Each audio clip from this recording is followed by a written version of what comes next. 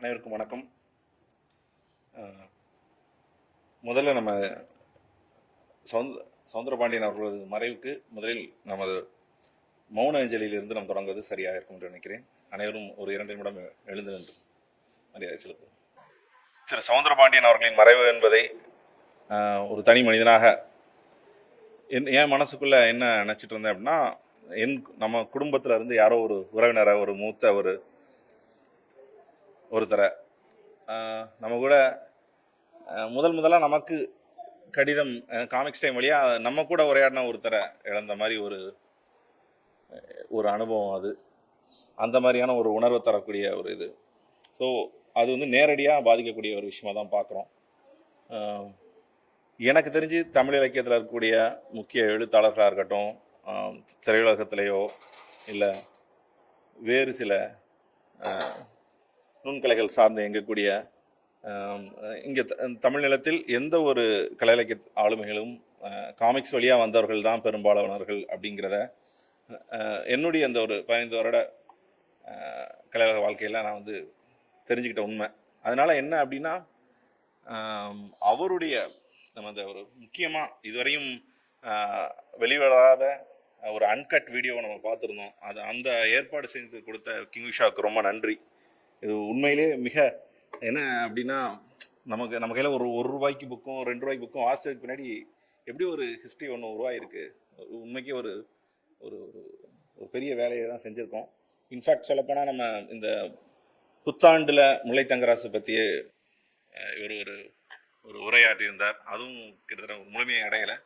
அப்போ என்ன நினச்சிருந்தோம் அப்படின்னா, இந்த மாதிரி ஒரு லெக்சர் சீரிஸ் மாதிரி ஆரம்பிப்போம், இந்த துறை சார்ந்து ஒவ்வொரு லெஜண்ட்ஸ்க்கும் தனியாக ஒரு செஷன் வைப்போம் அப்படின்னு நம்ம நினச்சிட்டு இருந்தோம். அப்படி பார்க்கும்போதே நம்ம ஒரு சவுந்தரபாண்டியனாருக்கு வைக்க வேண்டியது.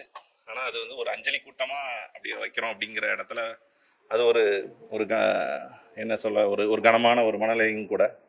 அதையும் பதிவு செஞ்சுக்கோம். ஸோ காமிக்ஸ் ஆர்வலர்களாக இருந்து இந்த அஞ்சலி செலுத்துறதுக்காக நம்மோடு இணைந்திருக்கக்கூடிய ஒவ்வொருவருக்கும் யாவரும் பதிப்பகம், டிஸ்கவரி, நற்றுணை அமைப்பு, ஸ்ருதி டிவி அண்ட் தமிழ் காமிக்ஸ் உலகம் சார்பாக நன்றியை தெரிவித்துக் கொள்கிறேன். முதலாவதாக திரு யோகிருஷ்ணா அவர்களை ஷோரில் பார்த்துருப்பீங்க. ரொம்ப எளிமையாக தன்னை வெளிப்படுத்திக்கக்கூடிய ஒரு ஆளாக இருந்திருக்கிறாரு. இந்த காலகட்டத்தில் பத்திரிகை நடத்துறதுங்கிறதே கஷ்டம். 50 ஆண்டுகளை தாண்டிய பத்திரிகைகள் தமிழில் அப்படின்னு பார்த்தீங்கன்னா விரல் விட்டு எண்ணக்கூடிய அளவில் தான் இருக்குது. அதுலேயும் காமிக்ஸ் அப்படின்னு சொன்னால் அது ரொம்ப ரொம்ப மைனாரிட்டி. பத்திரிகை உலகத்திலேயே மைனாரிட்டியான ஒரு விஷயம் என்னென்னா காமிக்ஸ் தான். எப்போவுமே காமிக்ஸ்னால் ஒரு 3000-4000 காப்பி விற்கக்கூடிய வகையில் தான் எப்போவுமே இருந்திருக்கு.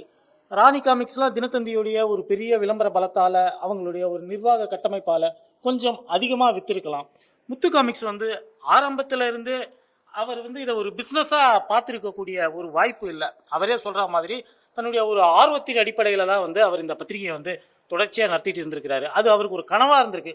தமிழில் ஒரு தரமான ஒரு காமிக்ஸ் அப்படிங்கிறது ஒரு கனவாக இருந்திருக்கு. அந்த கனவை அவர் காலத்திலேயே அவர் நிறைவேற்றிக்கிட்டு, அதற்கு பின்னாலும் கூட 50 ஆண்டுகள் கழிந்தவர், 53 வருஷம் ஆகுது. இதற்கு பின்னாலும் கூட இன்னும் சில தலைமுறைகளுக்கு நீடிக்கக்கூடிய வகையில் அவர் நிலை நிறுத்தி இருக்கிறாரு. இது எத்தனை பேருக்கு இப்படியான ஒரு வாய்ப்பு கிடைக்கும் தெரியல. சிவகாசினா பிரிண்டிங்கு, பட்டாசு தொழிற்சாலை, தீப்பெட்டி தொழிற்சாலை அப்படின்னு தான் இருக்கும். ஒரு செகண்ட் டயர் சிட்டி தான் அது. மாநகராட்சி ஐயா கூட ஒரு 4 வருஷம் தான் ஆகுது. அப்படிப்பட்ட ஒரு ஊரில் இருந்துக்கிட்டு 50 ஆண்டுகளுக்கு மேலாக ஒருத்தர் ஒரு பத்திரிகையை நடத்தி இருக்கிறாரு. அதற்கு இன்னைக்கு உலகம் முழுக்க வாசகர்கள் இருக்கிறாங்க அப்படிங்கிறது ஒரு அசாத்தியமான ஒரு சாதனை தான். பொதுவாக பத்திரிகைனாலே சென்னையில் தான் நடத்த முடியும். ஏன்னா சென்னை சிட்டி ஆஃப் சான்சஸ். பத்திரிகைன்னு சொல்ல முடியாது. எந்த பிஸ்னஸாக இருந்தாலும் பெரும்பாலும் சென்னையில் தான் ஹெட் ஆஃபீஸை வச்சுட்டு நடத்த முடியும். அதுவும் குறிப்பாக பத்திரிகைகள் சொல்லணும்னா, பத்திரிகைகளுக்கு விளம்பர வருவாய்ங்கிறது ரொம்ப ரொம்ப முக்கியமான விஷயம். நீங்கள் பார்த்தீங்கன்னா முத்து, லயன், ஜூனியர் லயன், மினி லயன்னு சொல்லிட்டு அவங்களுடைய பத்திரிகைகளில் விளம்பரங்கள் அப்படின்னு பார்த்தோம்னா ரொம்ப ரொம்ப குறைவு தான். நண்பர்களுக்காக சில விளம்பரங்களை அவங்க வாங்கி போட்டிருப்பாங்களே தவிர்த்துட்டு விளம்பரங்கள் மூலமாக அவங்க வருவாய் பெற்றதே கிடையாது. அதே நேரத்தில் அவர் சொல்கிற குழந்தைகள் பேக்கெட் மணிலேருந்து வாங்கக்கூடிய விலையில தான் நான் பத்திரிகையை கொடுக்கணும் அப்படின்னு நினச்சிட்டு 90 பைசாவுக்கு நான் பத்திரிகையை வச்சேன் அப்படின்னு அவர் வந்து சொல்லியிருக்கிறாரு. அவங்களுக்கு வந்து சிவகாசியிலிருந்து வேலை பார்த்ததுனால ஒரு பெரிய டீம் கிடையாது. நாமெல்லாம் நினச்சிட்டு இருப்போம் ஒரு பத்திரிகை ஆஃபீஸ்னால் அதுக்கு வந்து ஒரு எடிட்டருக்கு ஒரு ரூம் இருக்கும், சப் எடிட்டர்ஸ்க்கு வரிசையாக டேபிள் இருக்கும், தவிர்த்து ஓவியருக்கு தனியாக வந்து ஒரு இடம் இருக்கும் அப்படின்லாம். முத்து காமிக்ஸ் குழுமத்தை பொறுத்த வரைக்கும் அவங்க வந்து ஒரு குடிசை தொழில் மாதிரி தான் அதை வந்து நடத்திட்டு இருந்தாங்க.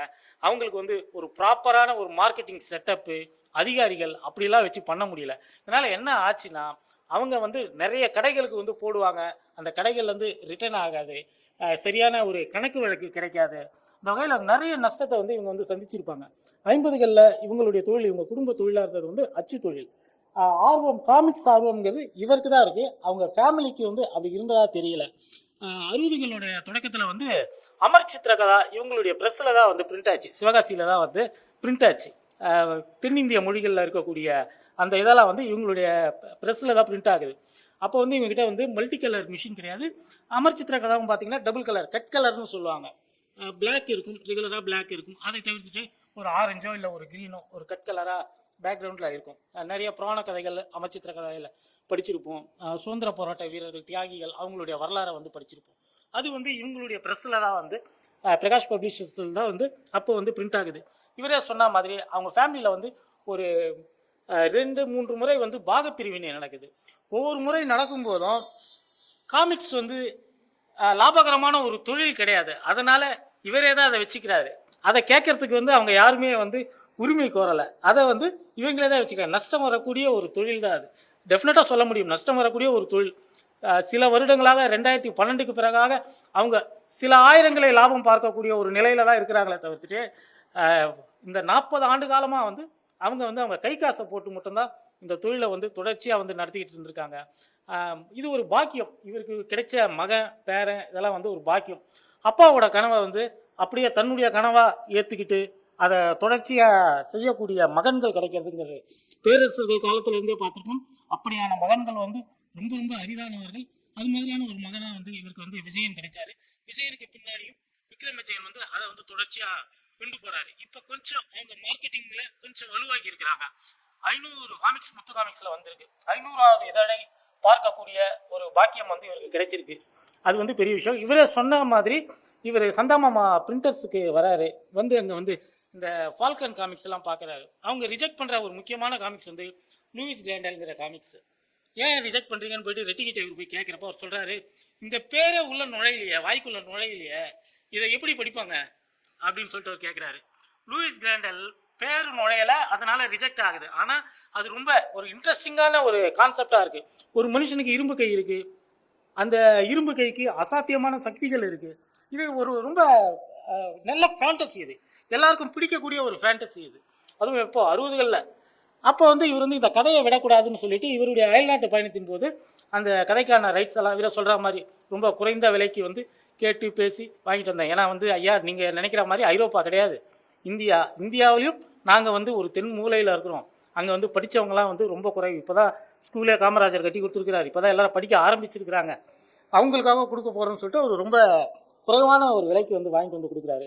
லூயிஸ் கிராண்டல்ங்கிற பேரை வந்து இவர் தமிழ் படுத்துறாரு, இரும்பு கை மாயாவி அப்படின்னு சொல்லிட்டு தமிழ் படுத்துறாரு. மாயாவிங்கிறத வந்து நம்மளால வந்து ஈஸியாக வந்து படிக்க முடியுது. அதே மாதிரி தான் அவருடைய தொடர்ச்சியாக இருந்த எல்லா இதுலையுமே ஜானி நீரோவெல்லாம் வேற ஒரு பேரில் இருந்தவங்க, அவங்களெல்லாம் இங்கே கொண்டு வரப்போ லாரன்ஸ் டேவிட் இந்தியாவில் இருக்கக்கூடிய கிறிஸ்துவ பெயர்களை வந்து நமக்கு நல்லா பழகின கிறிஸ்துவ பெயர்களை வந்து அந்த கேரக்டர்களுக்கு வந்து இவர் வந்து மாத்துறாரு. ஒரிஜினலில் இருக்கக்கூடிய அந்த ஒரு புத்திசாலித்தனம் தான் இந்தியனைஸ் பண்ணணும். நம்ம என்னதான் வந்து கௌபாய் கதைகளை இங்கே போடுறோம், ஐரோப்பிய கதைகளை இங்கே போடுறோம், 2ஆம் உலகப் போர் தொடர்பான அதற்கு பின்னால அவங்களுடைய பிரச்சனைகளை எல்லாம் இங்கே கதையாக கொண்டு வரோம்னாலும் இங்கே இருக்கக்கூடிய மக்கள் வந்து அதை படிக்கிறதுக்கு வசதியான ஒரு நல்ல மொழிபெயர்ப்பில் அதில் வரக்கூடிய விஷயங்கள்லாம் அவங்க திட்டத்தெல்லாம் வந்து வேற மாதிரியாக இருக்கும். நம்மள திட்டத்தில் வந்து சனியை அந்த மாதிரி வந்து ரொம்ப சுலபமாக வந்து மொழிபெயர்த்து ஒரு மாடலை வந்து இவர் கிரியேட் பண்ணுறாரு. இதுக்கு முன்னாடி பார்த்தீங்கன்னா கொஞ்சம் காலம் முன்னாடி இவங்களுடைய காமிக்ஸ் வரதுக்கு ஒரு 4-5 வருஷம் முன்னாடி இங்கேயே வந்து பொன்னி காமிக்ஸ் வருது. இந்திரஜால் காமிக்ஸ் பாம்பேலேருந்து வந்துக்கிட்டு இருக்கு. இந்திரஜால் காமிக்ஸ், பொன்னி காமிக்ஸ் வருது. பொன்னி காமிக்ஸ் வந்து முழுக்க முழுக்க நம்ம ஊர் கதைகளாக வாங்கி அவங்களே சித்திரங்களை வரைஞ்சி கொஞ்சம் கோரமையான மொழிபெயர்ப்பில் தான் தமிழில் தான் வந்து அது வந்துட்டு இருந்தது. அவங்களே ஒரு 200 புக்கு வரைக்கும் வந்து பொன்னி காமிக்ஸை கூட கொண்டு வந்தாங்க, 92 வரைக்கும் கொண்டு வந்தாங்க. இருந்தாலும் இவங்க தான் வந்து நமக்கு வந்து அமெரிக்கா எப்படி இருக்கும், நம்ம யோசிக்க முடியுமா அந்த காலகட்டத்தில் அமெரிக்காவில் இருக்கக்கூடிய நகரங்கள், அங்கே எந்த மாதிரியான ஒரு லைஃப் ஸ்டைலு, இதெல்லாம் வந்து இவங்க தமிழில் கொடுத்தாங்க. நம்ம இங்கிலீஷில் படமாக தான் பார்த்துருக்க முடியுமே தவிர்த்துட்டு அன்றைக்கி டப்பிங்கும் கிடையாது. அதை வந்து தமிழில் கொடுத்தாங்க. அதற்கு பிறகு இவருடைய மகனை வந்து 17 வயசில் ஐரோப்பாவுக்கு அனுப்புகிறாரு. அங்கே போய் பாரு, அங்கே ஜெர்மனில் வந்து உலகத்திலேயே ஒரு மிகப்பெரிய ஒரு புத்தக காட்சி நடக்குது, அதுக்கு போய் பாருங்க. 17 வயசில் 1984 யார் அனுப்புவாங்க பையனை வந்து தன்னந்தனியாக 3 மாதம் அப்போல்லாம் போயிட்டு வர்றதுக்கு? இவர் வந்து அனுப்புறதுக்கு வந்து காரணம் வந்து இவருக்கு ஒரு எக்ஸ்போஷர் இருந்தது. பிரிண்டிங் தொழிலில் இவர் ரொம்ப தீவிரமாக ஈடுபட்டிருந்தாலும் கூட நாம் வந்து வெறும் பிரிண்டரை ஒரு ப்ரொடக்ஷனோட நிறுத்திக்கக்கூடாது, நம்ம கிரியேட்டராக மாறணும் அப்படிங்கிற ஒரு ஆசை இருந்தது. தன்னால் முடியாத விஷயங்களை தன்னுடைய மகன் வந்து செய்யட்டும் அப்படின்னு சொல்லிட்டு அப்போ அமிச்சார். 84 அவர் வந்து ஒரு 3 மாதம் சுற்றுப்பயணம் போகிறார். அவர் இங்கே வந்து காமிக்ஸ் வாசகர்களாக தெரியும், தலைவாங்கி குரங்குன்னு ஒரு புக்கு, அந்த புக்கில் வந்து அந்த செய்தி இருக்கும். கோட் போட்டுக்கிட்டு விஜயன் வந்து ஐரோப்பா பயணம், 3 மாத ஐரோப்பிய பயணம் அப்படின்னு சொல்லிட்டு, அன்றைக்கெலாம் வந்து ஏதாவது வெளியூருக்கு போயிட்டு வந்தால் போகிறப்பவே ஏர்போர்ட்டில் போயிட்டு மாலைகளெல்லாம் போட்டு கூப்பிட்டு வருவோம். திருப்பி வர்றப்பவும் வந்து வெற்றி வீரர்னு போஸ்டர்லாம் ஒட்டி விட்டுருவோம். அந்த மாதிரி வந்து அவருடைய மகனை வந்து 17 வயது மகனை வந்து அவர் வந்து அனுப்பிச்சார். அந்த அளவுக்கு வந்து காமிக்ஸ் மேலே அவருக்கு வந்து ஆர்வம். இது வந்து லாபகரமான தொழில் இல்லை, நமக்கு பிரிண்டிங் தான் நம்மளுடைய தொழில், கேலண்டர் தயாரிக்கிறதா நம்ம தொழில், டைரி தயாரிக்கிறதா நம்ம தொழில். இருந்தாலும் ஆர்வத்துக்காக ஒரு விஷயத்த பண்ணுவோம், அந்த ஆர்வம் நம்மோட நின்றுடக்கூடாது அப்படிங்கிற ஒரு கனவு அவருக்கு இருந்தது. அவர் காலத்திலேயே அந்த கனவுடைய உச்சத்தை வந்து அவர் பார்த்தாரு. 90களோட மத்தியில் வந்து முத்து காமிக்ஸ் நின்று போடக்கூடிய ஒரு சூழல் வருது. சிவகாசியில் வந்து ஒரு மிகப்பெரிய சாதி கலவரம். 2 மாதம் வந்து சிவகாசியுடைய தொழிலதிபர்களுடைய முதுகெலும்பிலே வந்து முறிச்சிச்சு. 2 மாதம் யாரும் வந்து ப்ரெஸ்ஸை திறக்க முடியல. அப்படிப்பட்ட இது அவங்க அவ்வளவு வருஷம் சம்பாதிச்ச காசெல்லாம் வந்து அந்த 2 மாதத்தில் வந்து அவங்க வந்து இழந்துடுறாங்க. அப்படிப்பட்ட ஒரு காலகட்டத்தில் வந்து அது மீண்டு வந்தது.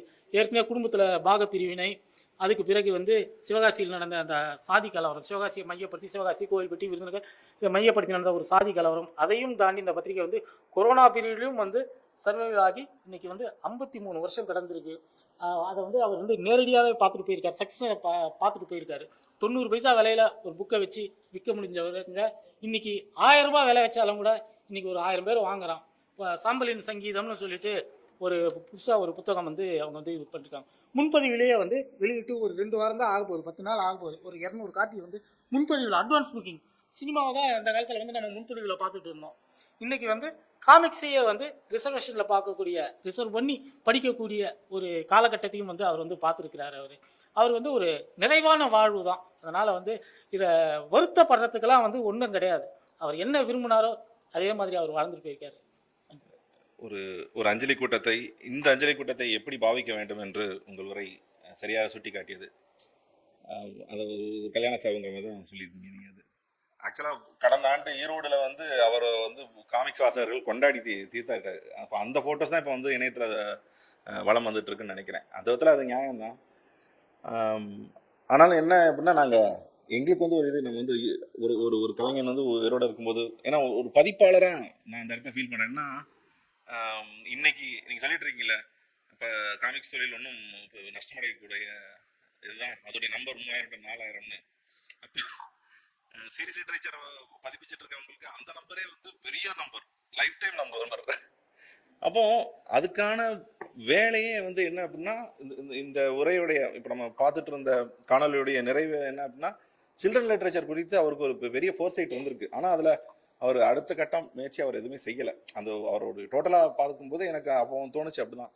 என்னாலும் அவருடைய நண்பர்கள் எல்லார் வாயிலாகவும் காமிக்ஸ் தவிர்த்த அந்த டெக்ஸ்டுவலான ஒர்க்ஸை பற்றியும் அவருக்கு ஒரு பார்வை இருந்திருக்கு அப்படிங்கிறத அந்த நேர்காணலில் பார்த்தோம். அதை முடிஞ்சால் நீங்கள் வந்து இன்னும் அந்த காணொலி வெளிவந்தால் இந்த சமயத்தில் ரொம்ப உதவிகரமானதாக இருக்கும்னு நினைக்கிறேன். அப்படி பார்க்கும்போது தான் ஒரு பதிப்பாளராக என்னன்னா, ஒரு பதிப்பாளராக வாழும்போதே கொண்டாடணுங்கிற ஒரு ஆதங்கம் வந்து என்ன, ஒரு சக பதிப்பாளனுடைய ஒரு வருத்தம். அது இப்படி ஒரு நிகழ்வுக்கு வந்து மறக்காமல் என்னை கூப்பிட்ட விஸ்வாக்கு ரொம்ப நன்றி சொல்லணும். ஆக்சுவலாக ஒரு நாள் இந்து தமிழ் திசையில் வந்து படிச்சுக்கிட்டு இருந்தேன். படிச்சுக்கிட்டு இருக்கும்போது ஒரு இன்டர்வியூ பார்க்குறேன். அந்த இன்டர்வியூ பற்றி என்னென்னா, ஒரு பையன் அவன் வந்து இங்கே படிச்சுட்டு அமெரிக்காவில் போய் உட்காந்து அவன் வேலை பார்த்துட்டு இருக்கான். அப்போ வந்து ஸ்ரீனிவாச மகாத்மியம் அப்படின்ட்டு ஒரு வரலாறுன்னு வச்சுக்கோங்களேன். அந்த வரலாறை பற்றியே ஒரு புக்கு, அந்த புக்கை பப்ளிஷ் பண்ணவர் வந்து முல்லை தங்கராசன். ஸோ அந்த புக்கு அவரோட பேரன், நான் சொல்கிறவர் வந்து அவரோட பேரன் ஆக்சுவலாக. ஸோ அவர் வந்து என்ன பண்ணி, அது ஆக்சுவலாக அந்த பீரியடில் பார்த்தீங்கன்னா அது ஹார்ட்லி 5 rupees தான் இருக்கும்னு நினைக்கிறேன். இந்த பையன் வந்து அவங்க தாத்தா ஒரு பப்ளிஷ் பண்ண ஒரு புக்கு அமேசானில் அவைலபிளாக இருக்குது அப்படின்னு சொல்லிட்டு பல $100 கொடுத்து அந்த புக்கை வந்து வாங்குறான். ஆக்சுவலாக வாங்கின உடனே அதை பற்றி வந்து விஸ்வா வந்து ஒரு ஆர்டிக்கிள் போடுறார் ஹிந்து தமிழ் திசையில். அதை வந்து நான் படிக்கிறேன். ஆக்சுவலாக இது வந்து இது ஒன்று ஒரு கனெக்டிவிட்டி தான். ஆக்சுவலாக ஒழுங்காக நியூஸ் பேப்பர் படித்ததுனால தான் எனக்கு இப்படி ஒரு சந்தர்ப்பமே கிடைச்சிது அப்படின்னு நான் நினைக்கிறேன். நான் அதில் வந்து பார்த்தீங்கன்னா விஸ்வா வந்து கீழே அவர் பேரை போட்டு அவரோட மெயில் ஐடியை போட்டிருந்தார். உடனே நான் வந்து என்ன செஞ்சேன், அவருக்கு வந்து ஒரு மெயில் போட்டு விட்டேன். அதாவது இது மாதிரி இவர் வந்து முல்லை தங்கராசன் பேரனா, நான் உங்ககிட்ட பேசணும் அப்படின்னு சொல்லிட்டு நான் இவருக்கு வந்து ஃபோன் மெயில் போட்டு நான் என் நம்பரை கொடுத்துட்டேன். அவரோட நம்பர் கனெக்ட் ஆகிட்டோம், பேசணும். நான் இப்போது இது மாதிரி நீங்கள் தான் கேட்டிங்களா, ரொம்ப எனக்கு தெரியும், எனக்கு முல்லை தங்கராசன் தெரியும் அப்படின்னு அப்படி ஏதோ சொல்ல ஆரம்பிக்கும் போது உங்களுக்கு எப்படி தெரியும் அப்படின்னு இவர் கேட்குறாரு. நான் சொன்னேன், இல்லை எனக்கு அந்த காமிக்ஸுக்குமே எங்களுக்குமே ஒரு சின்ன உறவு இருக்குது அப்படின்னு சொன்னேன். என்ன அப்படின்னு, அதாவது வந்து அந்த காமிக்ஸ் வந்து ஒரு முல்லைத்தங்கராசன் அங்கே இருக்கிற வரைக்கும் அந்த புக்ஸ் எல்லாத்தையுமே டிரான்ஸ்லேட் பண்ணது எங்கள் அப்பா தான். ஆக்சுவலாக இப்போ நீங்களாம் வந்து புக்கை வந்து பார்த்துருப்பீங்க. நான் வந்து அந்த ஒரிஜினல் பேப்பரை வந்து கையில் தொட்டு ஃபீல் பண்ணியிருக்கிறேன். இதுக்கு முன்னாடி நான் எங்கள் அப்பாவை பற்றி சொல்லணும். அப்பா வந்து தமிழ்நாட்டில் இருக்கக்கூடிய மிகப்பெரிய ஒரு ஜேர்னலிஸ்டாக இருந்தாங்க. அப்பா வந்து தினத்தந்தி, தமிழ்நாடு, மக்கள் குரலில் வந்து நியூஸ் எடிட்டராக இருந்தாங்க. எப்படி பொள்ளாச்சியில் இருந்த முல்லைத்தங்கராசனும் அப்பாவும் கனெக்ட் ஆனாங்கன்றதெல்லாம் தெரியவே தெரியாது எனக்கு. ஆனால் ஃபஸ்ட்டு நான் வந்து ஆக்சுவலாக இந்த எம்ஜிஆர் காமிக்ஸு வீட்டுக்கு வருது, கலர்ஃபுல்லாக இருக்குது அப்படியே. அப்புறம் பார்த்தீங்கன்னா இந்த ஸ்ரீனிவாச மகாத்மியம் அந்த 2 புக்குமே வந்து பெருசாக வந்து வந்துச்சு எனக்குலாம். அப்போ வந்து நம்ம வந்து ஆக்சுவலாக பார்த்தீங்கன்னா அம்புலி மாமா வந்து ஒரு பெருசாக வந்து இது இருக்காது, காமிக்ஸ் மாதிரி இத்தனை ஸ்டோரி போர்டு மாதிரி இருக்காது, கதை ஒரு படமாக இருக்கும். அதுவும் அம்புலி மாமாவில் வந்து சங்கர்னு ஒரு ஆர்டிஸ்ட் வரைஞ்சிருப்பார். அதுக்கப்புறம் அமர் சித்திர கதா, அது ஒன்றும் பெருசாக நம்மளெல்லாம் ஈர்க்கவே இல்லை. இப்போ இந்த எம்ஜிஆர் அப்படியே பார்த்த உடனே நான்லாம் அப்படியே பிரமிச்சு போயிட்டு அதெல்லாம் பார்த்துருக்கேன் நான். ஸோ அதுக்கப்புறம் தான் வந்து நடந்தது தான் வந்து இரும்பு கை மாயாவின்னு ஒரு கான்செப்ட் வருது. அதாவது எப்படின்னா, அங்கே அவர் வந்து முல்லை தங்கராசன் வந்து எக்ஸ்பிரஸ் அவென்யூக்கு ஏத்தாமல், நான் சொல்கிறேன், அது ஜென்ரல் பேட்டர்ஸ் ரோடு இருக்குது, அது பழைய தெரிஞ்சவங்களுக்கு தெரியும், ஓடியன், அப்புறம் அது மெலோடியா மாறிச்சு. அது பக்கத்தில் வந்து ஏவிசி லாட்ஜுன்னு ஒன்று இருந்துச்சு, இப்போ இல்லை. அது ஆக்சுவலாக நான் நேற்று 2-3 நாளைக்கு முன்னாடி அந்த பக்கம் போகும்போது நிறுத்தி பார்த்தேன், இந்த லாட்ஜ் இருக்கா அப்படின்றது. இல்லை, ஆக்சுவலாக அவர் அங்கே தான் வந்து தங்குவார் ஆக்சுவலாக. ஸோ அவர் அங்கே தங்குவார். எங்கள் வீடு வந்து ராயப்பேட்டாவில் போலீஸ் ஸ்டேஷன் பேக் சைடில் அம்மையப்ப மதில் ஸ்ட்ரீட்னு ஒன்று இருந்துச்சு. ஸோ அங்கே தான் எங்கள் வீடு ஒரு வித்தியாசமாக, அது வந்து வெத்தலைக்காரம்மா வீடுன்னு பேர் ஆக்சுவலாக. அந்த ஸ்ட்ரீட்டில் வந்து நிறைய கலைஞர்கள் இருந்தாங்க. ஃபார் எக்ஸாம்பிள் பார்த்தீங்கன்னா, நம்பர் 1 வந்து சத்யா மூவிஸ் கதையலாக்கால இருந்த பாண்டுரங்கன் இருந்தார். அப்புறம் ஏற்ற மாதிரி வந்து இரவும் பகலும்ல நடித்த வசந்தான்னு ஒரு அம்மா ஜெய்சங்கருக்கு ஜோடியாக நடித்தாங்க. அப்புறம் இந்த பக்கம் வந்தீங்கன்னா திருவிக்கா அங்கே தான் இருந்தாருன்னாங்க. அப்புறம் ஆரம்பி வீரப்பன் அங்கே இருந்தார். அப்புறம் ஸ்டில்ஸ் ரவி அங்கே இருந்தாங்க. அப்புறமா ஹேமமாலினி, MS பாஸ்கர் அவங்கெல்லாம் அங்கே இருந்தாங்க. அப்புறம் அப்படியே கொஞ்சம் தூரம் வந்தீங்கன்னா பாலகுமாரன் இருந்தார்.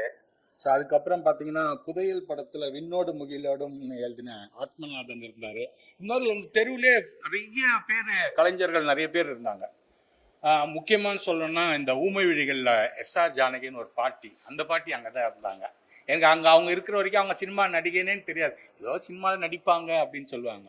ஸோ இந்த காலகட்டத்தில் தான் அவர் வந்து ஒரு கவரில் வந்து கொண்டு வருவார் அந்த இரும்பு கை மாயாவியோட ஒரிஜினல் வெர்ஷன். இங்கிலீஷில் தான் இருக்கும் அது ஆக்சுவலாக. அது அப்படியே இப்போ பார்த்தீங்கன்னா அது 100 பேஜ்னா 100 சிங்கிள் பேஜ் மாதிரி இருக்கும். அதாவது நீங்கள் அப்படி ஒரு பேப்பரை நீங்கள் வந்து பார்க்கவே முடியாது. பலபலன்னு இருக்கும். பார்த்துட்டு அப்படியே இருந்தோன்னே அதை அப்படியே எங்கள் அப்பாட்ட கொடுத்துட்டு எங்கள் வீட்டில் பேசிட்டு அவர் சாப்பிட்டுட்டு அப்படியே கிளம்பி போயிடுவார். அப்பா நைட்டு தான் உட்காந்து எழுத ஆரம்பிப்பாங்க. எழுதி அப்பா வந்து இந்த பேஜ் 1 அந்த மேலே இது அப்படின்றதுலாம் எனக்கு இன்னும் ஞாபகம் இருக்குது. அந்த இது இந்த மேலே இருக்கிறது இது பேஜ் இது 2A அப்படின்லாம் ஏதோ போட்டு எழுதுவார். டிரான்ஸ்லேட் பண்ண உடனே அதை வந்து என்ன செய்வாங்க, ஆக்சுவலாக நீங்கள் அந்த காலத்தில் வந்து நீங்கள் வரைகிறது தான் வந்து பெரிய எக்ஸ்பென்சிவ். இது நீங்கள் வரையவே வேண்டியதில்லை ஆக்சுவலாக. அதை வந்து நீங்கள் அப்படியே பிரிண்டிங் காமிச்சிருக்கிறாங்க. அதாவது எப்படின்னா அந்த இங்கிலீஷில் இருந்த இடத்துல தமிழில் வந்து கம்போஸ் பண்ணி அந்த இடத்துல ஒட்டி அப்படியே அந்த 100 பக்கத்தை வந்து அவர் வந்து வாங்கிட்டு போவார் வீட்டுக்கு. இல்லை சம்டைம்ஸ் நான் எடுத்துகிட்டு போய் இந்த ஏபிசி லாட்ஜில் கொடுத்துருக்குறேன் நான் முல்லைத்தங்கராசன் சார்கிட்ட. அப்புறம் அவர் அங்கேருந்து சிவகாசிக்கு போயிட்டு வந்த பிறகு கடையில் வர்றதுக்கு முன்னாடி சுட சுட 5 காப்பி எங்கள் வீட்டுக்கு வரும். எனக்கு அதுதான் பெருமை. ஸ்கூலில் பார்த்தீங்கன்னா நான் தான் ஹீரோ ஆக்சுவலாக. அதாவது எப்படின்னா 2 புக்கு 5 புக்கு அப்பா வச்சிருப்பாரு. 2 புக்கை வந்து என் கையில் கொடுப்பாங்க. நான் எடுத்துட்டு அப்போ நான் 6th படிச்சுட்டு இருக்கேன்.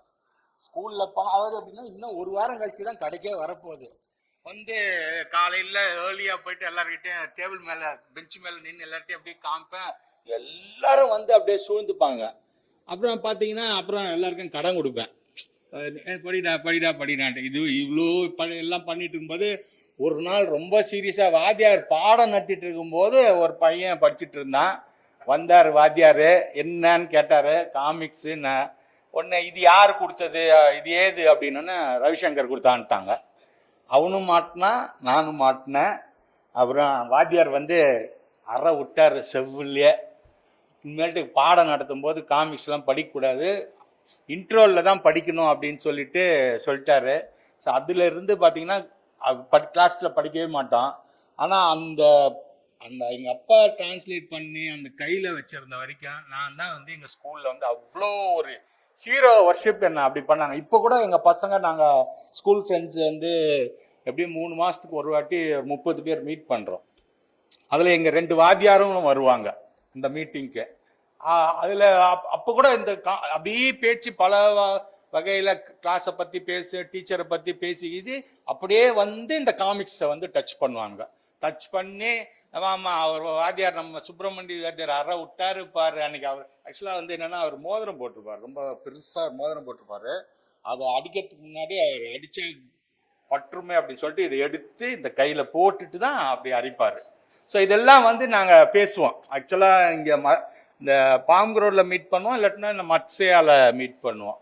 ஸோ அப்படி தான் வந்து எனக்கு வந்து இது. அதுக்கப்புறம் எனக்கு அதை பற்றியே காமிக்ஸு அது ரெகுலராக படித்து அப்படியே இதுவானதுக்கப்புறம் இருந்துச்சு. அதுக்கப்புறம் பார்த்தீங்கன்னா திருப்பி எங்கே காமிக்ஸு வருது அப்படின்னா அப்புறம் நான் வந்து பத்திரிக்கை ஃபோட்டோகிராஃபர் ஆகுறேன்.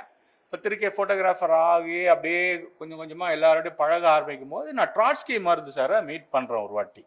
அப்போ தான் வந்து அதுக்கு முன்னாடி வரைக்கும் பார்த்தீங்கன்னா விகடனில் வந்து ராமு, மாசே, அரசு இவங்கெல்லாம் வரைஞ்சிட்டே இருக்கும்போது திடீர்னு ஒரு வேற ஸ்ட்ரோக்கோட போட்டு ஒருத்தர் வராரு, மருது சார் வராரு, ஆதிமூலம் வராங்க. அப்படின்போது என்னடா இவங்க இப்படி இருக்கிறாங்க, இவங்க ஏன் வேற மாதிரி இருக்கிறாங்க அப்படின்னு அப்படி யோசிச்சு யாரு அப்படின்னு. அப்போ நான் விகடனுக்கு வந்து ஃப்ரீலான்ஸாக பண்ணிக்கிட்டு இருக்கேன். அப்போ நானே போய் கேட்கும்போது அவர் வந்து இப்போ தான் புதுசாக வராரு அவர் இப்படின்னு சொன்னாங்க. ஸோ அதுக்கப்புறம் லக்கிலி பார்த்தீங்கன்னா ஒரு இதே மாதிரி ஒரு சம்மரில் வரும்போது திடீர்னு மருது சாரை கூப்பிட்டு அவரை வந்து ஒரு டிஷர்ட் எடுத்து சம்மர் ஸ்பெஷல் அப்படின்னு எழுத வச்சு அதை வந்து ஒரு அழகான மாடலுக்கு போட வச்சு அதை நான் வந்து ஃபோட்டோ எடுத்து அது வந்து ஆண்டவுடன் அட்டைப்படத்தில் வந்துச்சு. அன்றைக்கி தான் நான் மருது சாரை வந்து மீட் பண்ணுறேன். அப்புறம் நான் அவர்கிட்ட சொன்னேன், சார் எனக்கு உங்கள் ஸ்ட்ரோக்லாம் ரொம்ப பிடிக்கும் அப்படி இப்படின்லாம் சொல்லி பேச ஆரம்பித்த உடனே அவர் வந்து ஏதோ ஃபஸ்ட்டு மீட்டிங்கில் 2 பேருக்கும் அப்படியே ரொம்ப வைப் ஆகிட்டான். அப்படியே எங்கடா ரவி வீடு அப்படின்னாரு. நான் சொன்னேன், இது சார் எம்ஆர்சி நகரில் இருக்கேன்னு. எங்கள் வீடு விசாலாட்சி தோட்டத்தில் தான் இருக்குது. அப்படி தானே அந்த பக்கம் தானே உனக்கு, வா டைம் கிடைக்கும்போது வாடா அப்படின்வாரு. சரின்ட்டு போனால் அவர் ஒரு கலெக்ஷன் வச்சுருந்தார் பாருங்க, காமிக்ஸு பயங்கர கலெக்ஷன் வச்சுருந்தாரு. இந்த ஜாப்பனீஸ் மாங்கா அப்படின்லாம் அதெல்லாம் வந்து காமிக்கிறாரு. அப்போ நான் சொன்னேன் சார்கிட்ட, சார் இதெல்லாம் வந்து எங்கள் அப்பாவும் இதெல்லாம் டிரான்ஸ்லேட் பண்ணார் சார். ஏய் அப்படியா? ஐயோ அந்த காலத்துலலாம் நாங்கள்லாம் அப்படி அதை வந்து அவ்வளோ க்ரேஸாக இருப்போம் அப்படின்லாம் சொல்லி இது பண்ணார். ஸோ அதுக்கப்புறம் நான் சாரோட இதையும் பார்த்துருக்கேன், கலெக்ஷன்ஸ் எல்லாம் அவர் சொல்லிகிட்டே இருப்பார். நான் போய் பார்த்ததில்லை, அவர் நிறைய இன்டர்வியூஸில் அதை பற்றிலாம் சொல்லியிருக்கிறாரு. ஸோ அதனால் வந்து எனக்கு வந்து என்னென்னா எங்கள் அப்பா வந்து இவ்வளோ ஒரு பெரிய ஒர்க் பண்ணியிருக்கிறாரும் போது அது வந்து எனக்கு ரொம்ப ரொம்ப இன்னைக்கு வரைக்கும் அது ரொம்ப பெருமையான ஒரு விஷயமா இருக்குது. அன்ஃபார்ச்சுனேட்லி ஆக்சுவலி நாங்கள் அப்பா வந்து அவர் முல்லை தங்கராஜன் வந்து இறந்து போகிற வரைக்கும் டச்சில் இருந்தாங்க. அப்புறமா அவர் எங்கேயோ பாம்பேக்கு போயிருக்கும்போது ஏதோ ஒரு சின்ன ஆக்சிடெண்ட்டில் இறந்து போயிட்டாரு அப்படின்றது மாத்திரம் வரைக்கும் எங்களுக்கு தெரியும். அதுக்கப்புறம் இன்னொரு விஷயம் என்னென்னா அவருக்கு யாரோ ஒரு ரிலேஷன் வந்து ராமச்சந்திரன் ஒருத்தர் இருந்தார். ஆக்சுவலாக அவர் வந்து எங்கள் வீட்டுக்கெல்லாம் வந்துட்டு போயிட்டு இருந்தார். அப்புறம் அவரும் டச் இல்லாமல் போயிடுச்சு. அதனால் அப்படியே இல்லாமல் இந்த காமிக்ஸு அப்படின்றத வந்து ஐ திங்க் விஸ்வா மூலமாக திருப்பி வந்து ஒரு ரிவைவ் ஆகிருக்கு. எனக்கு இது வந்து பயங்கர எனக்கு ஒரு சந்தோஷமான ஒரு விஷயம். ஏன்னா நீங்கள்லாம் வந்து படித்து பார்த்துருக்குறீங்க, நான் அதை வந்து தொட்டு ஃபீல் பண்ணியிருக்கிறேன். அதனால் ரொம்ப நன்றி. ஏன்னா கிட்டத்தட்ட நம்ம எல்லாருமே வந்து அவர் கண்ணன் இருக்காரு, அவர்கிட்ட கூட பேசினேன், நீங்கள் காமிக்ஸ் வாசிப்பீங்களான்னு கேட்டேன். ஒருத்தன் எழுத வந்திருக்கான்னா எப்படி காமிக்ஸ் வாசிக்காமல் வர முடியும் அப்படின்னு கேட்டார். அந்த மாதிரி தான் நம்ம எல்லாருக்குமே வந்து ஒரு இந்த கத்தி எடுக்கிறவங்க எல்லாம் ஒரே வரலாறு தான்ங்கிற மாதிரி எனக்கு தெரிஞ்சு இந்த எல்லாருக்குமே வந்து நம்ம காமிக்ஸ் வழியாக தான் வந்திருக்கோம் அப்படின்னு நினைக்கிறேன். அடுத்தாக இயக்குனர் நடிகர் திரு பொன்னுனன் அவர்களை. காலத்தின் பேரன்பும் பெரும் ஆசீர்வாதங்களும் நம் அனைவருக்கும் முழுமையாக கிடைக்கட்டும்.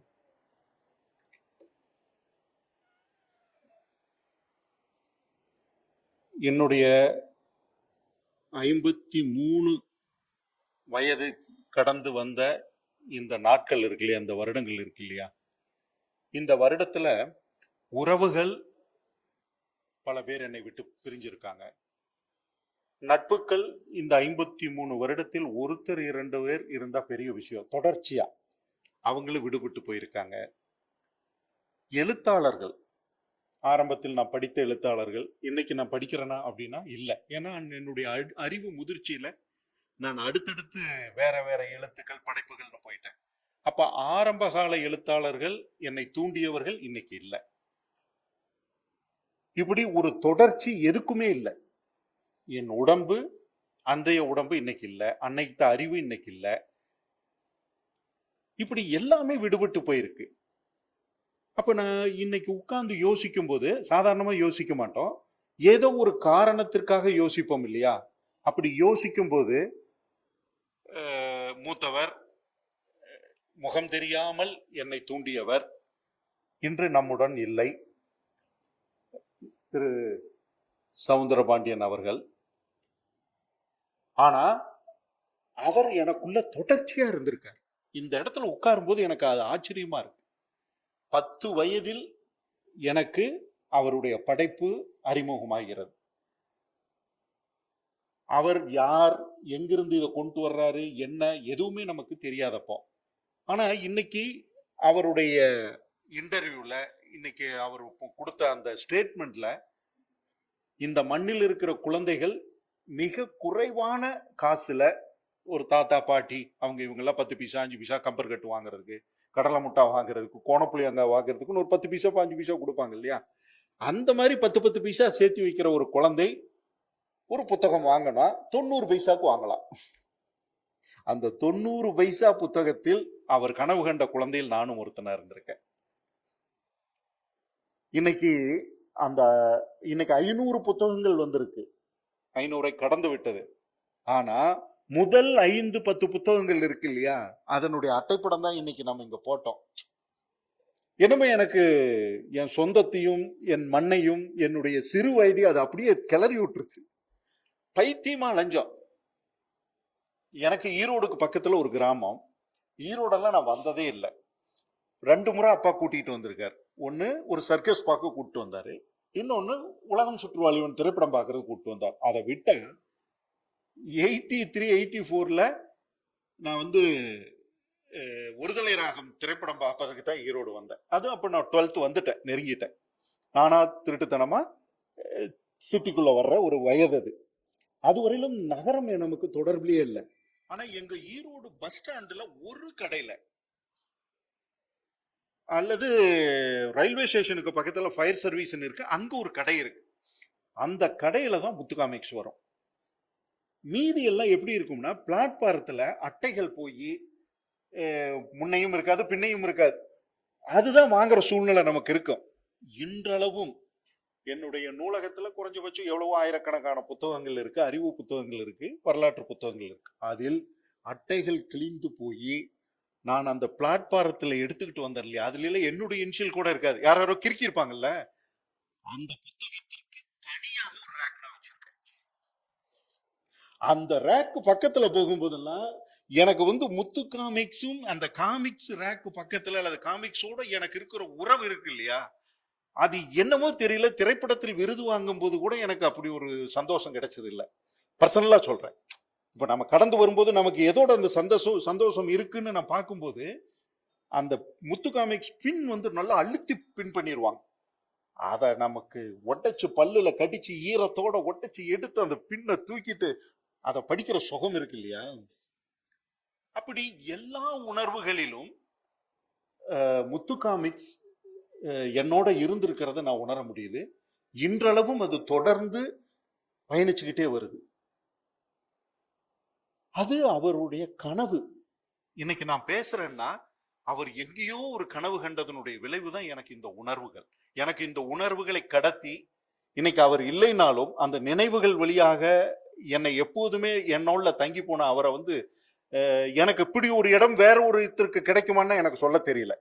அப்படி யாராவது வரிசையில் நிக்கிறாங்களான்னு பார்த்தா தள்ளி நிக்கிறாங்க. இவர் ரொம்ப ஒரே ஒரு ஆளா இருக்கார். காரணம் என்னன்னா, சிறு வயது என்பது ரொம்ப முக்கியமா இருக்கு. உறவுகள், சில கிணறுகளுடைய ஆழம், மேடு, சைக்கிள்ல நம்ம வந்து சைக்கிள்ல குரங்குப்படல்ல இருந்து சட்டத்துக்கு போறோம், சட்டத்துல இருந்து சீட்ல உட்கார்றோம், சீட்டுல உட்கார்ந்து சைக்கிள் ஓட்டுறோம் அப்படிங்கிறது இருக்குல்ல.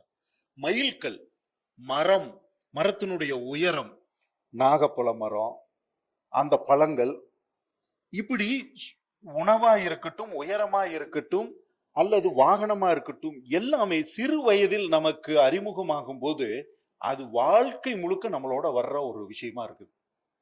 இப்போ ஒரு மிடில் ஏஜை நான் கடந்த பிறகு நான் அதை உணரும் போது எதெல்லாம் என்னுடைய ஞாபகத்தில் அடிக்கடி வருது, எதெல்லாம் அடிக்கடி நினைச்சா கூட எனக்கு சுவாரஸ்யமா இருக்கு, எதெல்லாம் அடிக்கடி நான் பகிர்றேன், எதெல்லாம் நான் பார்க்கணும்னு ஆசைப்படுறேன். அப்படி பார்த்தீங்கன்னா குறைஞ்சபட்சம் 20 வயதுக்குள் வாழ்ந்த வாழ்க்கை தான் வாழ்க்கையாவே இருக்கு.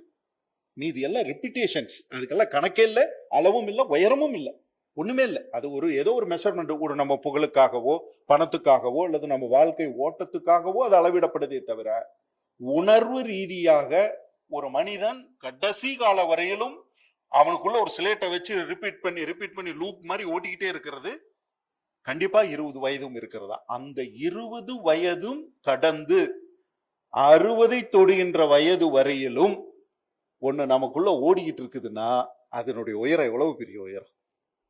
உண்மையிலுமே இந்த நான்லாம் இந்த நேரம் இருக்கு இல்லையா, இந்த நேரம் வந்து நமக்கு எவ்வளவோ நிகழ்வு, புத்தக வெளியீடுகளுக்கு போகலாம் அல்லது ஒரு நினைவு கூட்டத்துக்கு போகலாம், எதுவும் இருக்கலாம். அதெல்லாம் வந்து ஒரு அவர் சமூகத்துக்கு செஞ்ச பங்களிப்புக்கு நம்ம செய்ய வேண்டிய கடமைன்னு நினைச்சு நம்ம போய் பேசுறதா இருக்கும், ஒரு மரியாதை நிமித்தமா இருக்கும், அவ்வளவுதான். ஆனா இது அப்படி அல்ல. எனக்கு இந்த வாய்ப்பு இந்த இடத்தில் அமர்ந்திருக்கும் போது என் வாழ்க்கையை திருப்பி பார்க்கிற ஒரு சந்தர்ப்பம் வந்து எந்த ஒரு நினைவு கூட்டத்திலையும் வராது. ஒரு சில பகிர்தல் அவங்களோட பகிர்ந்துகிட்டது மட்டும் வரும், அல்லது அவங்களை பகிராம பொது தளத்தில் இருந்து வெளியிருந்து நம்ம பார்க்கறதுல அவங்க மேல வச்ச பிரமிப்பு, சமூகத்துக்கு அவங்க செஞ்ச வேலைகள், அது மேல ஏற்படுற மதிப்புல தான் நம்ம பேசுவோமே தவிர, உணர்வு பூர்வமாக நம்மளோடவே பயணித்து வந்த ஒருத்தர் அப்படின்னு சொல்லும்போது அது இந்த மேடை எனக்கு, இந்த நிகழ்வு வந்து எனக்கு ரொம்ப ரொம்ப க்ளோஸா இருக்கு. ஒரு 20 வருடத்துக்கு பிறகு முன்னாடி நான் ஒரு படப்பிடிப்புக்கு சிவகாசி போயிருந்தேன். காரை எடுத்துக்கிட்டு, சிவகாசியில பக்கத்துல காரை எடுத்துக்கிட்டு சிவகாசி போனேன். சிவகாசி போய் அங்க எனக்கு ஒரு கிடைச்ச பெரிய சந்தர்ப்பம். முத்துகாபீஸ் அலுவலகத்துக்கு போனேன், ஐயாவை சந்திச்சேன். அங்க அப்பதான் எனக்கு முத்துகாமிக்கு சொன்ன மாதிரி பெரிய நண்பர் சொன்னார்ல, பெரிய அலுவலகம், நான் பிரமிச்சுக்கிட்டு இருந்தேன். பெருசா அப்படி எல்லாம், ஏன்னா நம்ம ஜேம்ஸ் பாண்ட் கதைகள் மாதிரி மாயாவி ஒரு பெரிய ஃபேக்டரி இருக்கும். இல்லைன்னா ஜானி நீரோ லாரன்ஸ் டேவிட் எல்லாம் வந்து ஃப்ளைட்ல போறாங்க, அங்க போறாங்க அப்படின்னு அந்த ஆபீஸ் எப்படி இருக்கும்? உள்ள போனா புத்தக கட்டுகள் அடுக்கி ஒரு சாதாரண டேபிள் போட்டு ஒரு மிக சாதாரண, அது சிவகாசியில எப்படி இருக்கு, ஜன நெருக்கடி இல்லாத ஒரு காரைக்குடி வீடுகள் போனா தெருக்கள் எப்படி இருக்கும், அந்த மாதிரி அமைதியா இருக்கிற தெருவுல ஒரு அலுவலகம் இருந்தது. நான் பிரமிச்சது வேற, ஆனா நம்ம பர்சனலா ஆர்வப்பட்டு போனதுனால ஏமாற்றம் இல்லை, அது எனக்கு ரொம்ப இன்னும் க்ளோஸா இருந்தது. அங்க இருந்துதான் எனக்கு அந்த நண்பர்கள் பழகினாங்க, புத்துகாமிக்ஸ் நண்பர்கள். இன்னைக்கும் ஒரு புத்தக திருவிழா வந்துருச்சுன்னா அன்னைக்கு பழகின நண்பர்கள் எல்லாம் எனக்கு ஒரு போன் அடிச்சிருவாங்க, என்னத்தே எப்போ என்னாச்சு அப்படின்னு ஒரு பண்டல் கட்டி எடுத்து வச்சிருவாங்க. நான் இப்போ புத்தக திருவிழாவுக்கு போனேன்னா போற ஒரே கடை முத்துகாமிக்ஸ் தான். அங்க போக நண்பர்களோட நின்று புகைப்படம் எடுத்துக்கிட்டு, யாராவது வந்தாங்கன்னா அந்த ஸ்டால்ல முன்னாடி நின்று புகைப்படம் எடுத்துட்டு வந்துருவேன். மற்றது எல்லாத்தையும் வருடம் முழுக்க நான் வாங்குறேன்.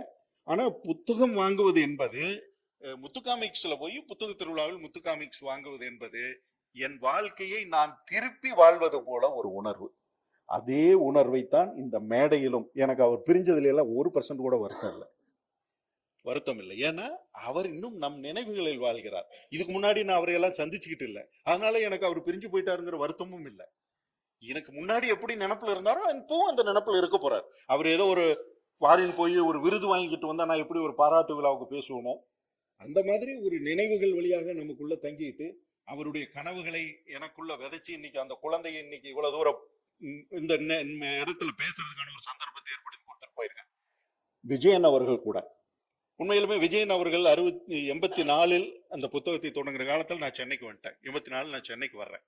சென்னைக்கு வந்து பாண்டி பஜார்ல எல்லாம் புத்தகம் கிடைக்காம நம்ம ராம் தியேட்டருக்கு எதிரில் ஒரு கடை இருக்கு, இன்னைக்கு அந்த கடை இல்லை, அங்கதான் கிடைக்கும் முத்துகாமிக்ஸ். அப்புறம் பாண்டி பஜார்ல போலீஸ் ஸ்டேஷனுக்கு பக்கத்துல ஒரு கடை ஒரு வருஷம் வரவே இல்லை புத்தகம்.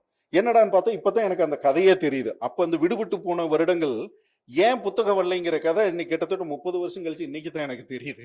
சகோதரர் சொல்றதையும் அவர் சொன்னதுல குடும்ப பிரச்சனைகள் காரணமா அப்பெல்லாம் நமக்கு என்ன இருக்கும்னா ஏன் புத்தகம் வரல அப்படின்னு கோபம் தான் வரும். போய் போய் ஒவ்வொரு நாளும் கேட்டு வந்துகிட்டு இருப்போம்.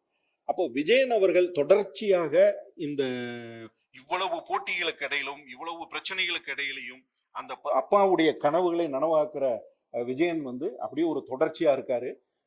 இன்னும் அடுத்தடுத்த தலைமுறைகள், இப்ப நான்லாம் வந்து இப்ப இங்க இருக்கிறவங்க கிட்டத்தட்ட ஒரு மிடில் ஏஜை தாண்டி அல்லது மிடில் ஏஜுக்கு முன்னாடி இருந்துட்டு இருக்கேன். கிங்ஷு அதை ஒத்துக்க மாட்டாரு, இருந்தாலும் நான் ஒத்துக்கிறேன், அது சொல்றேன். அப்போ இன்னும் அடுத்தடுத்த தலைமுறைகளுக்கு இந்த கனவுகளை கொண்டு சேர்த்தக்கூடிய, அப்பாவின் கனவுகளை சேர்த்தக்கூடிய விஜயன் அவர்கள் இருக்கிறதுனால இந்த நிகழ்வு மகிழ்வான, உண்மையிலுமே நிறைவான ஒரு நிகழ்வா இருக்கு. இந்த நேரத்தை பகிர்ந்து கொள்றதுக்கு எனக்கு கிடைச்சத ஒரு சந்தர்ப்பத்தை ஏற்படுத்தி கொடுத்த விஸ்வாவும் சரி, சகோதரர்களுக்கும் சரி, என்னுடைய பேரன்புகளும் நன்றியும் வணக்கமும். நன்றி சார். நான் உங்களை வந்து நடிகர், இயக்குனர்னு சொன்னே தவிர ஓவியர்னு சொல்லலை. ஸோ அதற்கான ஒரு பின்புலத்தை வந்து காமிக்ஸ் வழியா நீங்க உங்களை ஓவியர்னு சொல்லிக்காமே நீங்க அதை எங்களுக்கு வந்து நிகழ்த்தி காமிச்சிட்டீங்க. குறிப்பிடாதற்கு மன்னிக்கவும்.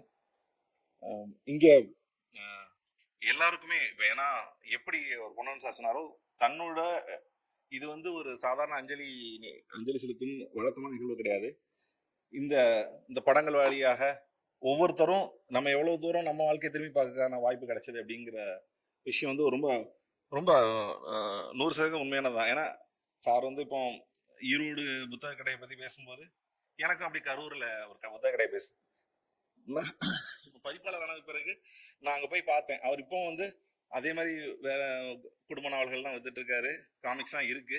அவர்கிட்ட நான் ஏதோ பேசணும்னு தோணுது, என்ன பேசுறதுன்னு எனக்கு தெரியல. நான் ஒரு பதிப்பாளரா இருக்கிறேன், அவர் முன்னாடி இருக்கேன். நான் பதிப்பாளர்னு சொல்லினா நீ என்ன புக் போட்டுக்கன்னு கேட்டா நான் என்னவும் சொல்லவும் முடியாது. அப்படின்னு என்னப்பா வேணும் அப்படின்னு கேட்டாரு. ஒரு காமிக்ஸ் கொடுங்க, காமிக்ஸ் வாங்கிட்டு வந்துட்டேன். அதை தாண்டி வேற எதுவுமே கிடையாது. பட் அங்க அந்த இடத்துல ஒரு காமிக் டிஸ்ட்ரிபியூஷன் ஆனதுனால அது எவ்வளவு என் வாழ்க்கையை எங்கே தீர்மானிச்சிருக்கு அப்படின்னு பார்த்தா, இந்த நிகழ்ச்சியை நான் கலந்துக்கிறத வேற விதமா மாத்திடுது.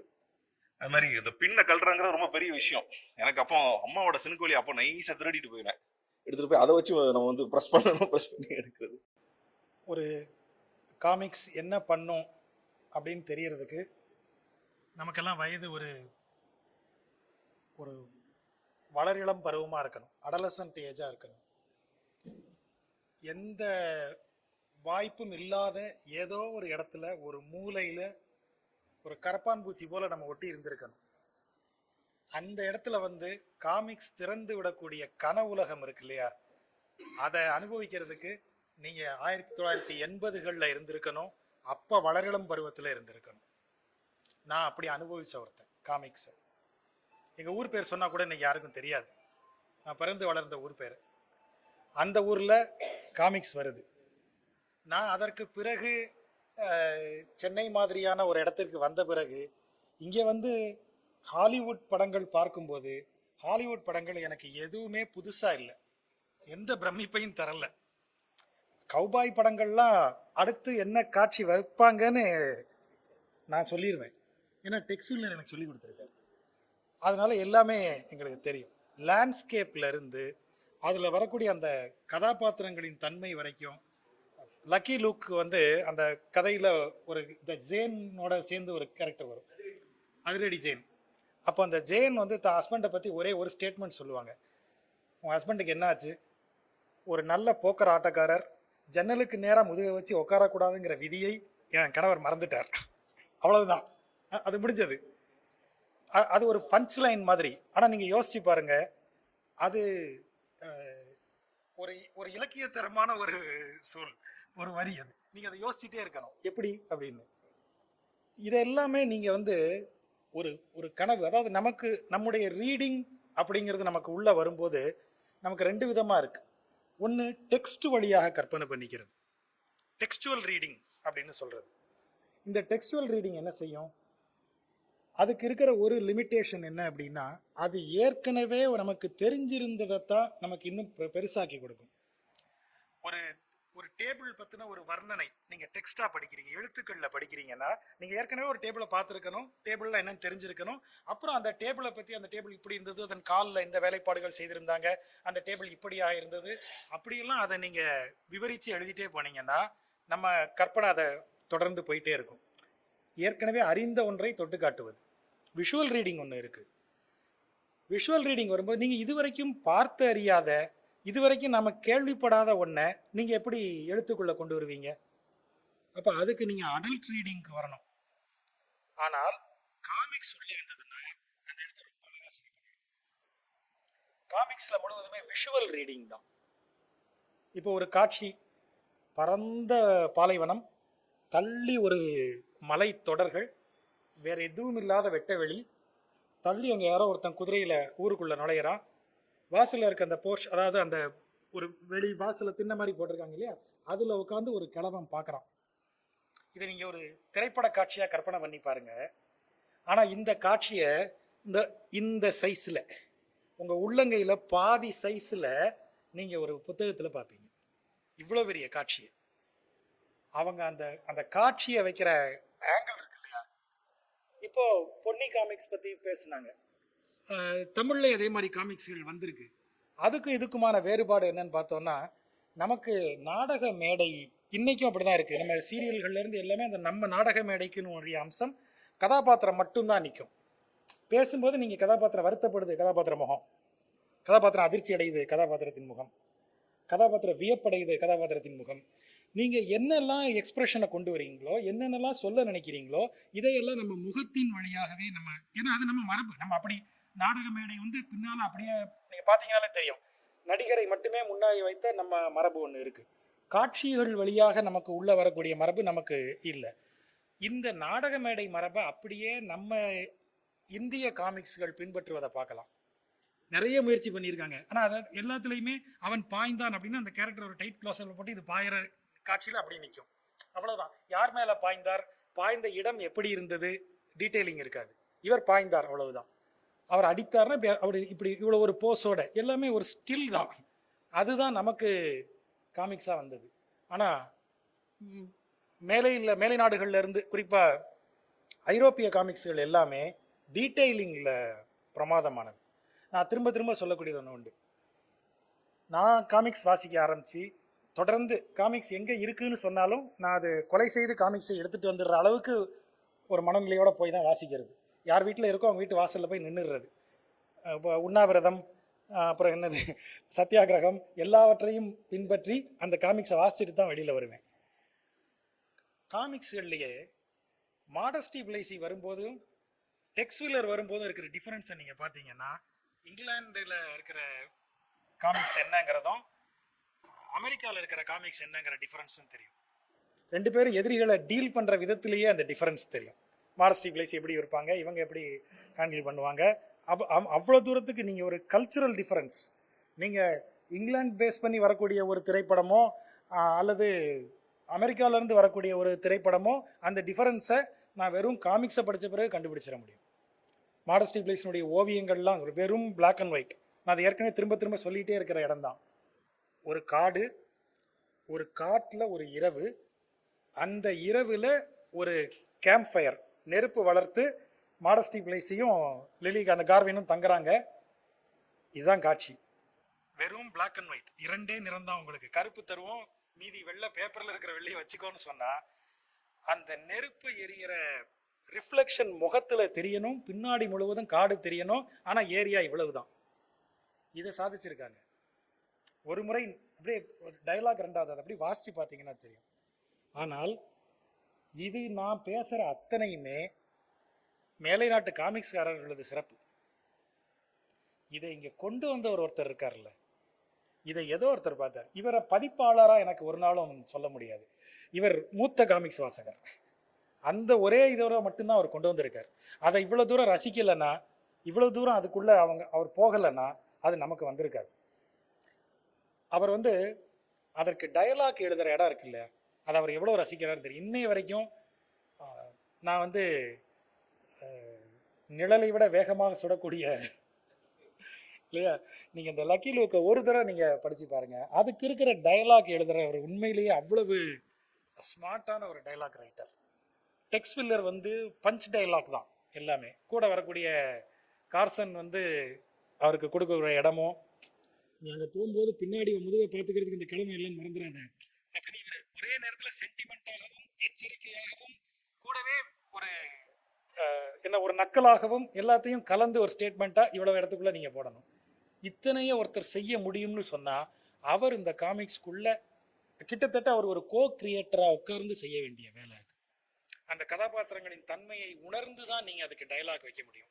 ஏன்னா விஷுவல் ரீடிங்கில் இருக்கிற லிமிட்டேஷன் என்ன அப்படின்னா, விஷுவல் ரொம்ப தூக்கிட்டு போயிடுச்சுன்னா உங்கள் டைலாகுக்கு அங்கே வேலையே கிடையாது.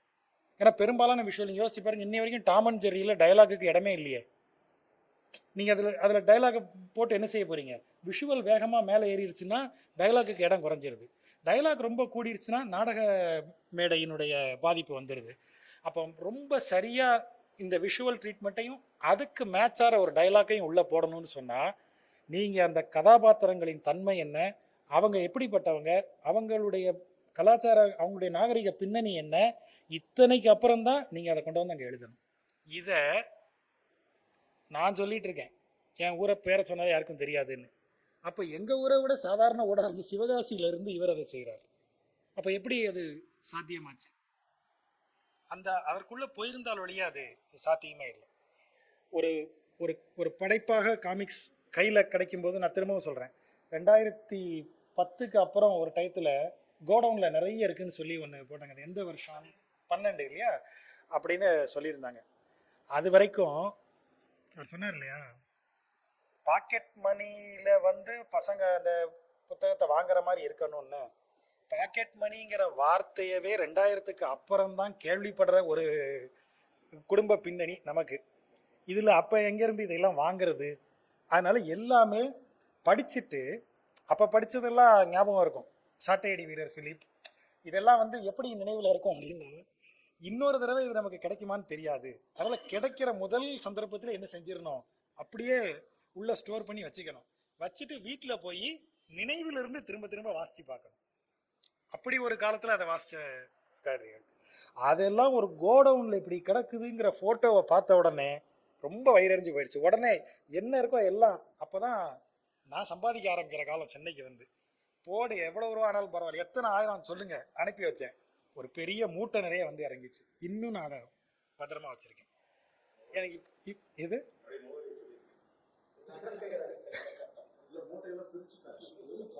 இல்ல இப்போ லாக்கர்ல வச்சிருக்கேன்.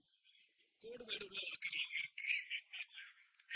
இல்ல இப்போ வரக்கூடியது வந்து அவங்க அந்த பிரிண்ட் பண்ணி கொடுக்குறாங்க இல்லையா, இது வந்து கொஞ்சம் அஹ், இந்த பீஸா கவருக்குள்ள தோசையை வச்ச மாதிரியே ஒரு ஃபீல் வருது. நாங்க படிக்கும்போது இருந்த அந்த பேப்பர் பேக்ல, அந்த சாதாரண பேப்பர்ல அந்த அட்டையில வந்து அங்க இருக்கிற ஆர்டிஸ்ட் வரைவாங்க, வெளியில இருக்கிற அட்டைப்படத்தை வந்து அங்க இருக்க லோக்கல் ஆர்டிஸ்ட் வரைவாங்க. அப்படி வரைந்த படங்கள். ஏன்னா முல்லை தங்கராசா, அனில் அண்ணா எல்லாம் படிச்சு, வாண்டு மாமா படிச்சு, நாங்க இந்த டெக்ஸ்டுவல் ரீடிங்ல இருக்கிற டயத்துல இவர் உள்ள வந்து அவ்வளவு பெரிய மாற்றத்தை கொடுக்கிறார். அது உருவாக்கக்கூடிய கற்பனை சாத்தியங்கள், அதாவது நீ உங்களுக்கு ஒரு ஏலியனேஷன், அது உங்களுக்கு அதை அறிமுகப்படுத்துது. இப்போ வரைக்கும் பாருங்க, நம்ம எல்லாருக்குள்ளேயும் எந்தெந்த வயசெல்லாம் நம்ம தாண்டி வந்தோமோ அந்தந்த வயதுக்குரிய மனநிலை நம்மள்ட்ட கொஞ்சம் இருக்கு. இன்னை வரைக்கும் ஹாலிவுட்ல பயங்கரமா ஹிட் ஆகக்கூடிய ஃபார்முலா என்ன? மானுட உலகில் நடக்காத விஷயமா இருக்கணும், அமானுடமான விஷயங்கள் இருக்கணும். ஒன்று பேய் படமா எடுத்துரு, இல்லைன்னா ஏலியன் வருவான், இல்லை சயின்ஸ் ஃபிக்ஷன். எது நீங்க இந்த உலகத்துல உங்களால கண்ணால பார்க்க முடியாதோ அப்படிப்பட்ட ஒரு உலகம் உங்க முன்னாடி வந்ததுன்னா உங்களுக்குள்ள இருக்கக்கூடிய அந்த 12-13 வயசு பையன் எந்திரிச்சிருவான். அவன் தான் அந்த படத்தை பார்ப்பான். ஜுராசிக் பார்க்க 40 வயசுல யாரும் பார்த்ததே கிடையாது. 40 வயசுக்குள்ள இருக்கிற 14 வயசு தான் வந்து ஜுராசிக் பார்க்க பார்க்குது. அந்த ஜுராசிக் பார்க் மாதிரி ஒரு movie, out of the world movie. நீங்க இண்டிபெண்டன்ஸ் டே பாக்குறீங்க, எந்த மூவி ஹிட் ஆகிறத பாருங்க, எல்லாமே வந்து நீங்க காலத்துல வேறையா, இந்த உலகத்துல இல்லாத ஒண்ணு. அப்படி இருக்கக்கூடியதுதான் உங்களுக்கு உங்களை திரும்ப திரும்ப ஈர்த்துட்டே இருக்கும். அத மாதிரி ஒரு உலகம்தான் அன்னைக்கு ஒரு சவுந்தரபாண்டியன் அவர்கள் அறிமுகப்படுத்திய உலகம் 80களில். அன்னைக்கு காமிக்ஸ் வாசிச்ச அத்தனை பேரும் இன்னைக்கு இலக்கிய வாசகர்கள்.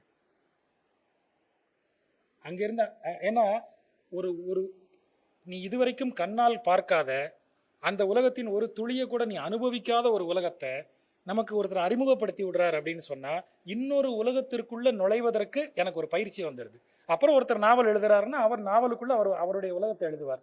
எனக்கு இன்னொரு உலகத்துக்குள்ள போய் பயிற்சி இருக்கு, நான் அந்த உலகத்துக்குள்ள போயிடுவேன். இப்போ எனக்கு அது டெக்ஸ்டுவல் ரீடிங், விஷுவல் ரீடிங் வழியாக எனக்கு அது ஏற்கனவே அறிமுகமான ஒன்று, அது வழியாக நான் அதுக்குள்ள போயிடுவேன், டெக்ஸ்டுவல் ரீடிங்குள்ள போயிடுவேன்.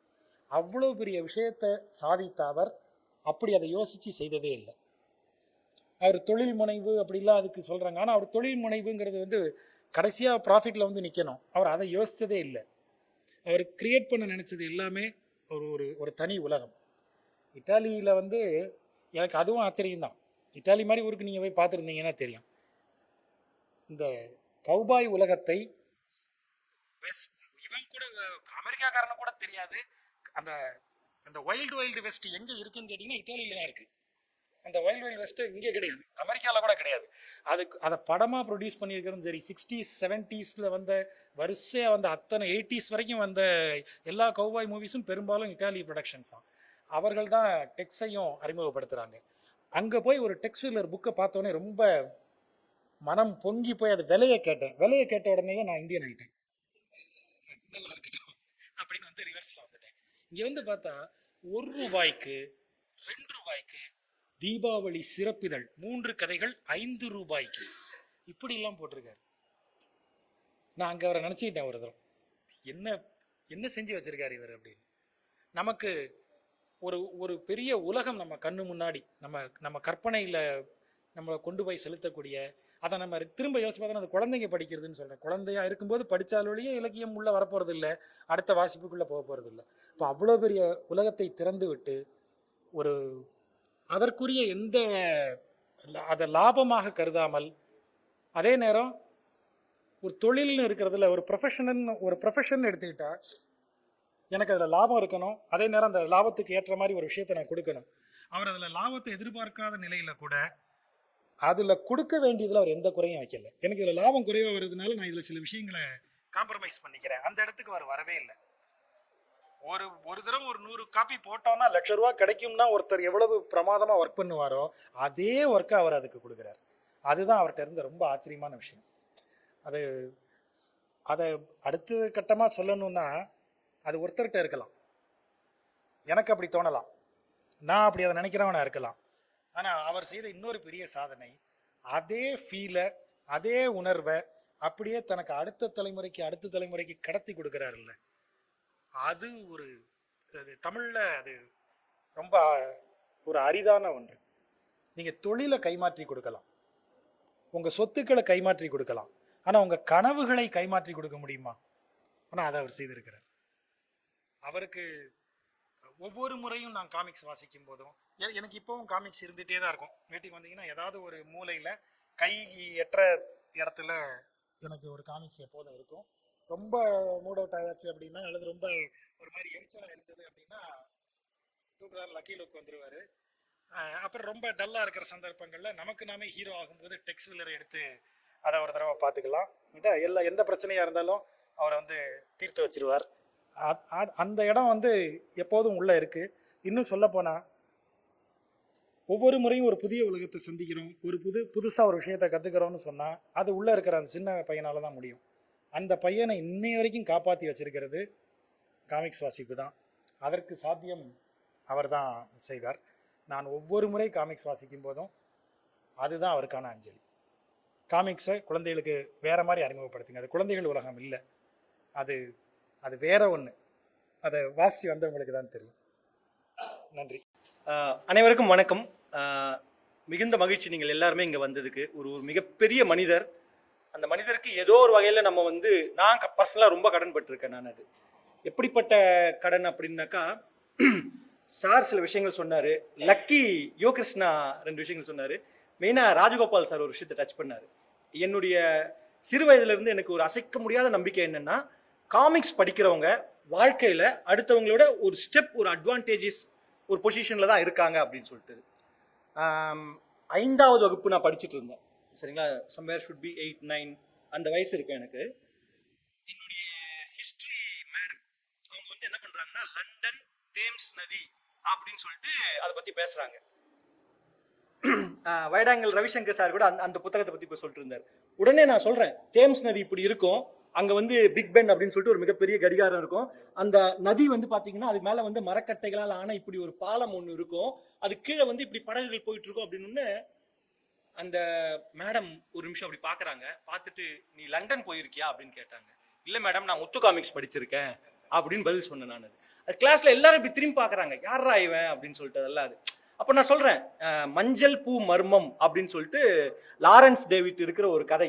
அது ரொம்ப யோசிச்சு பாருங்க, நம்ம ஒரு சின்ன குழந்தையா இருக்கோம், நம்ம இப்பவும் அப்படிதான், சரிங்களா. அந்த வயசுல ஒரு ஆகோ தீ கழகம், அழிவு கொள்ளை தீமை கழகம் அப்படின்னு சொல்லிட்டு ஒரு கழகம், அவங்க என்ன பண்றாங்க, ஒரு வித்தியாசமான ஒரு மஞ்சள் பூவை கண்டுபிடிக்கிறாங்க. அதை எடுத்து வந்து நீர்நிலைகளில் போட்டாங்கன்னா அது வந்து அந்த தண்ணி ஃபுல்லா உறிஞ்சு எடுத்துரும். உலகம் முழுக்க பார்த்தீங்கன்னாக்கா தண்ணீருக்கு ஒரு போராட்டம் ஏற்படுற அளவுக்கு ஒரு ஒரு இது வச்சுட்டு கவர்மெண்ட் கிட்ட அவங்க வந்து என்ன பண்றாங்கன்னா, காசு கேட்டு மிரட்டுறாங்க, பிளாக்மெயில். அந்த மஞ்சள் பூவை வந்து நாங்கள் சரி பண்ணணும், இந்த சிச்சுவேஷன் சரி பண்ணி எல்லாருக்கும் தண்ணி கிடைக்கணும்னா நீ எனக்கு இவ்வளோ காசு கொடு அப்படின்னு சொல்லிட்டு கவர்மெண்ட்டுகளை மிரட்டுற ஒரு கதை அது. அதில் நம்ம ஹீரோக்கள் உள்ள வராங்க, லாரன்ஸ் டேவிட் அப்படி வந்து எப்படி அதை முறியடிக்கிறாங்கன்றது கதை. ஆனால் அதில் ஒரு முக்கியமான கட்டம் வந்து என்னன்னா, அந்த ஃபர்ஸ்ட் அந்த மஞ்சள் பூ எங்கே அறிமுகமாகுதுன்னா, தேம்ஸ் நதியில் வந்து படகுல வந்து அந்த மஞ்சள் பூவை அவங்க பிளேஸ் பண்ணுற அந்த ஒரு இடத்துல தான் அது. இப்போ இந்த கதையை நான் படித்து முடிச்சிடுறேன். முடிச்சுட்டு அடுத்து வந்து இன்னொரு ஜானி நீரோ அப்படின்னு ஒரு கதையை படிக்கிறேன். அந்த கதையில வந்து பாத்தீங்கன்னா அதுவும் இன்னொரு பிரமிப்பான ஒரு விஷயம். அது வரைக்கும் எனக்கு தெரியாது, சரிங்களா. ஜானி நீரோவும் அவருடைய செக்ரட்டரி ஸ்டெல்லாவும் என்ன பண்றாங்கன்னாக்கா, ஒரு ஃப்ளைட்ல ஏறி டிராவல் பண்றாங்க. அப்போ ஜானி நீரோ வந்து ஸ்டெல்லா கிட்ட சொல்றாரு, இது ஒரு விசித்திரமான ஒரு சம்பவம், நம்ம வந்து இன்னைக்கு டிராவல் பண்ணி நேத்து போய் சேர்றோம் அப்படின்றாரு. எனக்கு அது ஒண்ணுமே புரியல. எங்கள் அண்ணன்கிட்ட போய் கேட்குறேன், எங்கள் அண்ணன் என்னோட 2 வயசு எல்டர், சரிங்களா. ஸோ அவர்கிட்ட போய் கேட்ட உடனே அவர் வந்து அதை படிக்கிறாரு. அவர் அப்புறம் ஏதோ இன்டர்நெட் இல்லாத காலகட்டங்கள், சரிங்களா. டிக்ஷனரியில் கூட நீங்கள் வார்த்தைகளை தான் தேட முடியும். ஆனால் அது எப்படி ஒருத்தர் இன்னைக்கு டிராவல் பண்ணி நேற்று போய் சேர முடியும் அப்படின்றதுக்கு எங்கே சார் போய் தேடி கண்டுபிடிப்பீங்க நீங்கள்? பட் எங்கள் அண்ணன் என்ன பண்ணுறாருன்னா, அவருடைய வாத்தியார்கிட்ட ஒருத்தர்கிட்ட கேட்குறாரு, எப்படியோ கண்டுபிடிச்சி ஒரே ஒரு நாளில் எங்கள் அண்ணன் வந்து எனக்கு பதில் சொல்கிறாரு. என்னன்னா, கிரீன்விச் மீன் டைம்னு ஒன்று இருக்கு. ஒவ்வொரு நாடுகளுக்கும் அந்த ஜிஎம்டியை வச்சுட்டு டைம் டிஃபரன்ஸ் வச்சு இது பண்றாங்க. ஃபார் எக்ஸாம்பிள், நமக்கும் இங்கிலாந்துக்கும் 5.5 மணி நேரம் டைம் டிஃபரன்ஸ் இருக்கு. ஸோ நம்ம இங்க இருக்கிற டைம் காலையில 10 மணின்னா அங்க வந்து மதியம் 3:30 மணி அப்படின்ற மாதிரி ஒரு விஷயங்கள் சொல்றாரு. அப்போ இந்த நாட்டோடைய டைம் லைன்ல இருந்து நீ இந்த டைம்ல கிளம்புற, உன்னுடைய டிராவல் டைம் இது, பட் அந்த நாட்டு வந்து 7.5 மணி நேரம் பின்னாடி இருக்கு. ஸோ இன்னைக்கு சனிக்கிழமை கிளம்பி வெள்ளிக்கிழமை நம்ம போய் சேர்றோம் அப்படின்னு சொன்னோன்னா அது பயங்கர பிரமிப்பா இருக்கு.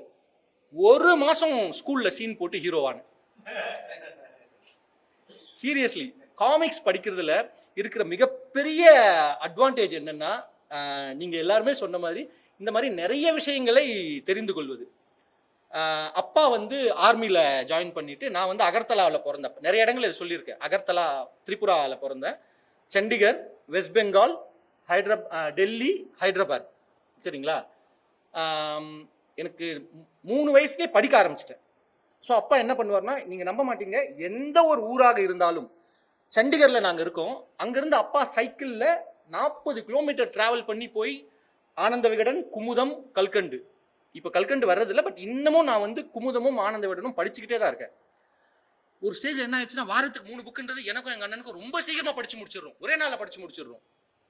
ஸோ அப்பாவுக்கு வந்து என்னடா இவங்களை என்கேஜ் பண்ணுறதுக்கு என்ன பண்ணணும் அப்படின்னு சொல்லிட்டு, சவுந்தரபாண்டியன் சார் ஒரு விஷயம் சொன்னார் பார்த்தீங்களா இந்த வீடியோவில், அவங்க பசங்களுக்கு ரீடிங் மெட்டீரியல் நிறைய கொடுத்துக்கிட்டே இருந்தாருன்னு சொல்லிட்டு. ஸோ எங்கள் அப்பா என்ன பண்ணுறாரு, அம்புலிமாமா, பாலமித்ரான்னு 2 விஷயத்தை அவராக கண்டுபிடிக்கிறாரு. கண்டுபிடிச்சு அதை வாங்கி எடுத்துன்னு தராரு. அம்புலிமாமா கரெக்ட் டைமுக்கு வந்துடும், பாலமித்ரா அப்படி வராது. ஸோ அதுக்காக ஒரு 5 தடவை போவார் வாரத்தில், இன்னைக்கு பாலமித்ரா வந்துருச்சான்னு. ஒரு ஸ்டேஜில் அதையுமே படிக்க ஆரம்பிச்சிருக்கோம். ஏதாவது வார இதழ்கள், அதெல்லாம் மாத இதழ்கள். ஸோ 2 நாளில் படித்து முடிச்சிடுறோம். அப்போ எனக்கு எங்க அப்பா வந்து சம்மர் ஹாலிடேல சென்னைக்கு வந்திருக்கும் போது அம்பத்தூர்ல மார்க்கெட் ஸ்ட்ரீட்ல ஒரு பழைய புத்தக கடை கூட்டு போயிட்டு ஜானி இன் லண்டன் அப்படின்னு சொல்லிட்டு ஒரு புத்தகத்தை வாங்கி கொடுக்குறாரு. ஸோ லண்டன் எனக்கு அறிமுகமாகுது, முத்து காமிக்ஸ் எனக்கு அறிமுகமாகறாங்க. அதுல இருக்கிற அந்த பெயர்கள் எல்லாமே எனக்கு அவ்வளோ அழகான ஓவியங்கள். நான் வாழ்க்கையில் படித்த முதல் காமிக்ஸ் அதுவாகத்தான் இருக்க வேண்டும். வேக் மெமரி, பட் அதுவாக தான் இருக்கணும் அப்படின்னு சொல்லிட்டு ஒரு ஸ்டேஜில் படிக்க ஆரம்பிக்கிறேன். ஒரு என்ன சொல்றது, அது அளவிட முடியாத ஒரு அன்பு. காமிக்ஸ் மூலமாக எனக்கு கிடைத்த நண்பர்கள் அதெல்லாம். இங்க யோகிருஷ்ணா உட்காந்துட்டு இருக்காரு சார். நீங்க சொன்னீங்க பாத்தீங்களா, வைடாங்கல் ரவிசங்கர் சார் வந்து எனக்கு மெயில் போடுறாரு. எனக்கு அவர் மெயில் போடுறதுக்கு முன்னாடியே அவர் வந்து ஐ திங்க் குங்குமம் நிறுவனத்தில் அப்போ யோகிருஷ்ணாக்கு ஒரு தகவல் வந்து யோகிருஷ்ணா என்கிட்ட சொல்றாரு, இதை டிரான்ஸ்லேட் பண்றவரு யாரு அப்படின்னாக்கா இப்படி ஒருத்தர் இருக்காரு, அவர் வந்து இப்போ மிஷ்கின் படத்துல வந்து இதுல ஒர்க் பண்ணிட்டு இருக்காரு, கேமராமேனா ஒர்க் பண்ணிட்டு இருக்காரு, அவர் தான் வந்து அவரோட அப்பா தான் என்னோட டிரான்ஸ்லேட்டர் அப்படின்னு சொல்லிட்டு யோகிருஷ்ணா எனக்கு ஒரு நாள் சொல்றாரு. அது சொல்லி அந்த ஒரு 1 வீக்ல வந்து உங்களுடைய மெயில் வருது, இந்த விஷயங்கள் எல்லாமே ஒரு அலைன்மெண்ட்ல நடக்குது. அது again coming back to comics. So ஒரு ஸ்டேஜ்ல என்ன ஆகுதுன்னு பாத்தீங்கன்னா, அவர் சொன்ன மாதிரி சம்பாதிக்க ஆரம்பிக்கிறோம் பாத்தீங்களா, அப்போ டக்குன்னு சம்பாதிக்கிறேன் அப்படின்னு சொல்லிட்டு ஒரு திமிர் வரும். அந்த திமிர் வந்த உடனே நான் பண்ண முதல் வேலை என்ன தெரியுங்களா, ஓரளவுக்கு டீசெண்டா சம்பாதிக்க ஆரம்பிச்ச உடனே சிவகாசி போனேன். சிவகாசி போயிட்டு அன்னைக்கு 2007 ஜூலை 11 சரிங்களா, போய் சிவகாசி போய். ஆனா முதல் நாள் வந்து பாத்தீங்கன்னா அன்னைக்கு அலுவலகத்துல யாருமே இல்லை. நம்ம என்ன அனௌன்ஸ் பண்ணிட்டா போறோம், ஏதோ ஒரு இதுக்காக போறோம். அங்க போறோம், போய் பார்த்தா அன்னைக்கு சவுந்தரபாண்டியன் சார் அலுவலகத்துல இல்ல, விஜயன் சார் அலுவலகத்துல இல்ல, பட் அவருடைய பிரதர் பிரகாஷ் வந்து அன்னைக்கு அலுவலகத்துல இருந்தார். அன்னைக்கு மீட் பண்றேன். என்னுடைய விசிட்டிங் கார்டு ஒன்று இருந்தது, அதை கொடுத்துட்டு வரேன். நான் நீங்க நம்ப மாட்டீங்க, ஒரு 3 நாள் கழிச்சு எனக்கு ஒரு கால் வருது, ஸோ இப்படி பேசணும் அப்படின்னு சொல்லிட்டுலாம். அன்னைக்கு ஆரம்பிச்சதுங்க அந்த ஒரு லவ், அந்த ஃபேமிலி கூட இருக்கிற அந்த ஒரு லவ் அன்னைக்கு ஆரம்பிச்சது. அதுல இருந்து நீங்க பாத்தீங்கன்னாக்கா இந்த கிறிஸ்மஸ் வீக்கெண்டுன்னு ஒன்று இருக்கும் பாத்தீங்களா, அந்த கிறிஸ்மஸ் வீக்கெண்டு ஒவ்வொரு வருடமும் ஜனவரி 1 அன்னைக்கு நான் வந்து டிராவல்ல தான் இருப்பேன். 2008 இருந்து 2015-16 வரைக்கும் Christmas weekend, particularly new year அன்னைக்கு நான் வந்து சிவகாசி, மதுரை, சென்னை டிராவல்ல தான் இருந்திருக்கேன். நான் ஒவ்வொரு வருடமும் இது வரைக்கும் நான் வந்து ஒரு 40 தடவை சிவகாசிக்கு போயிருப்பேன். அலுவலக காரணங்கள் எதுவுமே கிடையாது, பர்சனலா போய் அங்க போய் அவரை மீட் பண்ணி பேசணும் அப்படின்றது தான். இப்போ அடுத்த ஒரு கேள்வி வரும். அது இப்போ நான் குமுதம் படிக்கிறேன், எனக்கு வந்து போய் எஸ்ஏபியை மீட் பண்ணணும்னு இது வரைக்கும் தோணலை. அவரை நான் குறைவாக சொல்லவில்லை, பட் தோணலை. ராணி காமிக்ஸ் படிச்சிருக்கேன், அஃப்கோர்ஸ் ராமஜெயம் சாரை தேடினேன், பட் ஆமாசாமி அவர் அதுக்கப்புறமா தேடி பிடிச்சிட்டேன்.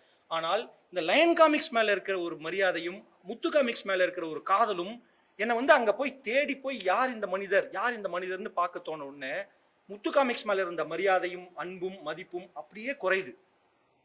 சவுந்தரபாண்டியன் அப்படின்ற ஒரு மகத்தான மனிதர் மேல இருக்கிற அன்பு அப்படியே சினிமாவில் வந்து நம்ம இந்த கிருஷ்ணர் வந்து அப்படியே இதுவா அவர் பாத்தீங்களா நீங்க, அதெல்லாம் அது ஒரு மேக்னிஃபை பண்ணி காட்டுவாங்க. அவர் வானளவ நிற்கிறாருன்னு சொல்லிட்டு விஸ்வரூபம் எடுக்கிற இதுன்னு சொல்லிட்டு அந்த மாதிரி என்னுடைய கண்ணில் இவர் தெரிய ஆரம்பிக்கிறார். அவர்லாம் அவ்வளோ அன்பு, நிறைய விஷயங்கள் அவர் பகிர்ந்துக்கிறார் அவர். ஆனால் அவருடைய சாதனைகள்னு ஒன்று இருக்கு. அந்த சாதனைகளை எங்கேயுமே அவர் பேச மாட்டார். ஜஸ்ட் லைக் தட், நடந்துருச்சுங்க அது அவ்வளவுதான் அப்படின்ற மாதிரி. தன்னடக்கம் அப்படின்றது அந்த ஒரு வார்த்தை அவரோட டிக்ஷனரியிலே இல்லை. ஏன்னா அவர்கிட்ட வந்து அதை பத்தியான ஒரு ஒரு ஒரு முன்னெடுப்பை அவர் செய்யவே இல்லை. எதுவா இருந்தாலும் நீங்களே பாத்தீங்க அந்த வீடியோல அவர் என்ன சொல்றாருன்னா, விளம்பரம்ன்றது எனக்கு ஒண்ணு தேவையே இல்லை, என்னுடைய கனவை நான் செஞ்சுட்டு இருக்கேன் நான் அது. ஸோ அதுல யார் எவ்வளவு பேர் வாங்கினாலும் எனக்கு போதும் அப்படின்றார் அவர். அமர் சித்திர கதா இன்னைக்கு இந்தியாவில் நம்பர் 1 காமிக்ஸ் பிராண்ட், சரிங்களா? அதனுடைய முதல் 20 இதழ்கள் இங்கதான் அச்சிடப்பட்டது. கோவிந்த் மிர்ச்சந்தானி அப்படின்றவர் வந்து இந்தியா புக் ஹவுஸ் அப்படின்ற ஒரு கம்பெனியில் இருக்காரு.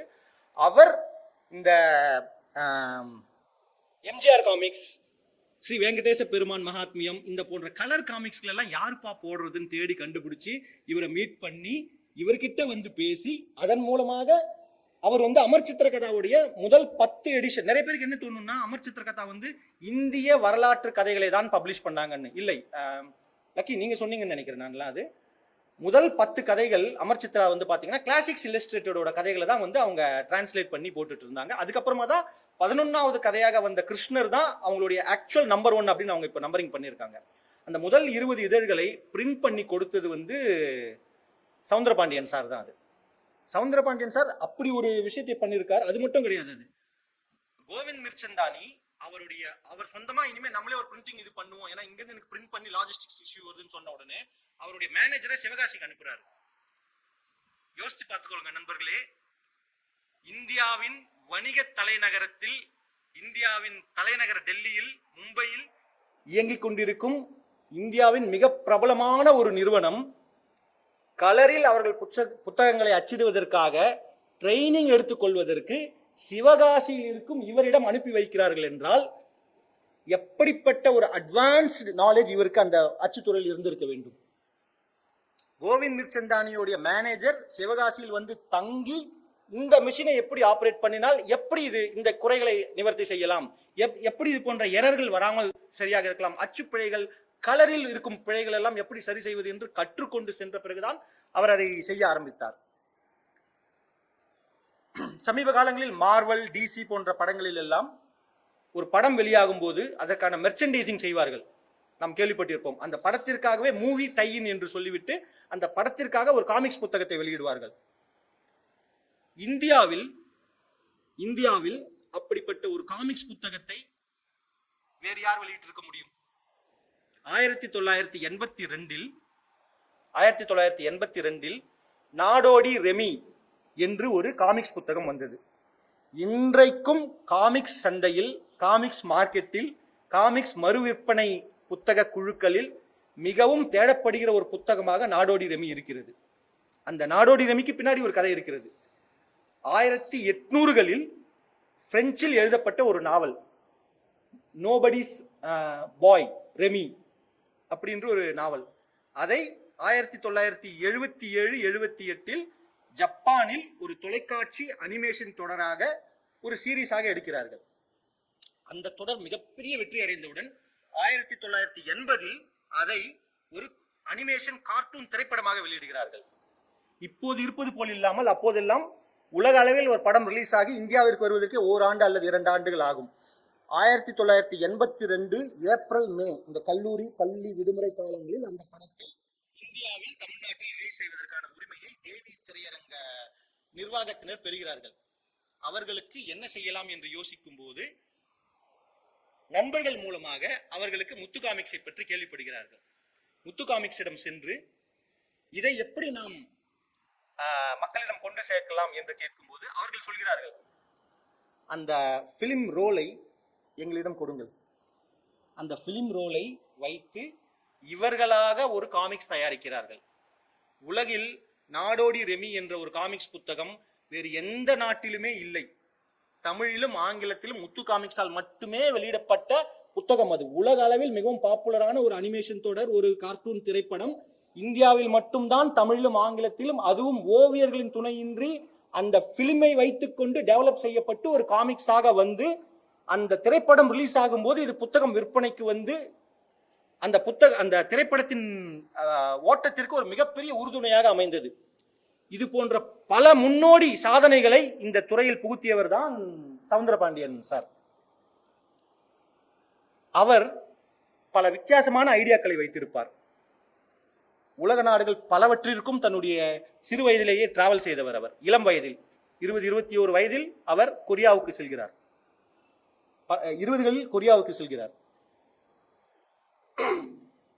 பல நாடுகளில் இருக்கும் பிரிண்டிங் மெஷின்களை அந்த நாடுகளில் எல்லாம் 3 ஆண்டுகள் அல்லது 4 ஆண்டுகள் ஆன பிறகு அந்த மெஷின்களை யூஸ் செய்ய மாட்டார்கள். ஆனால் நமக்கு அந்த மெஷின் வருவதற்கு 20 ஆண்டுகள் ஆகும்.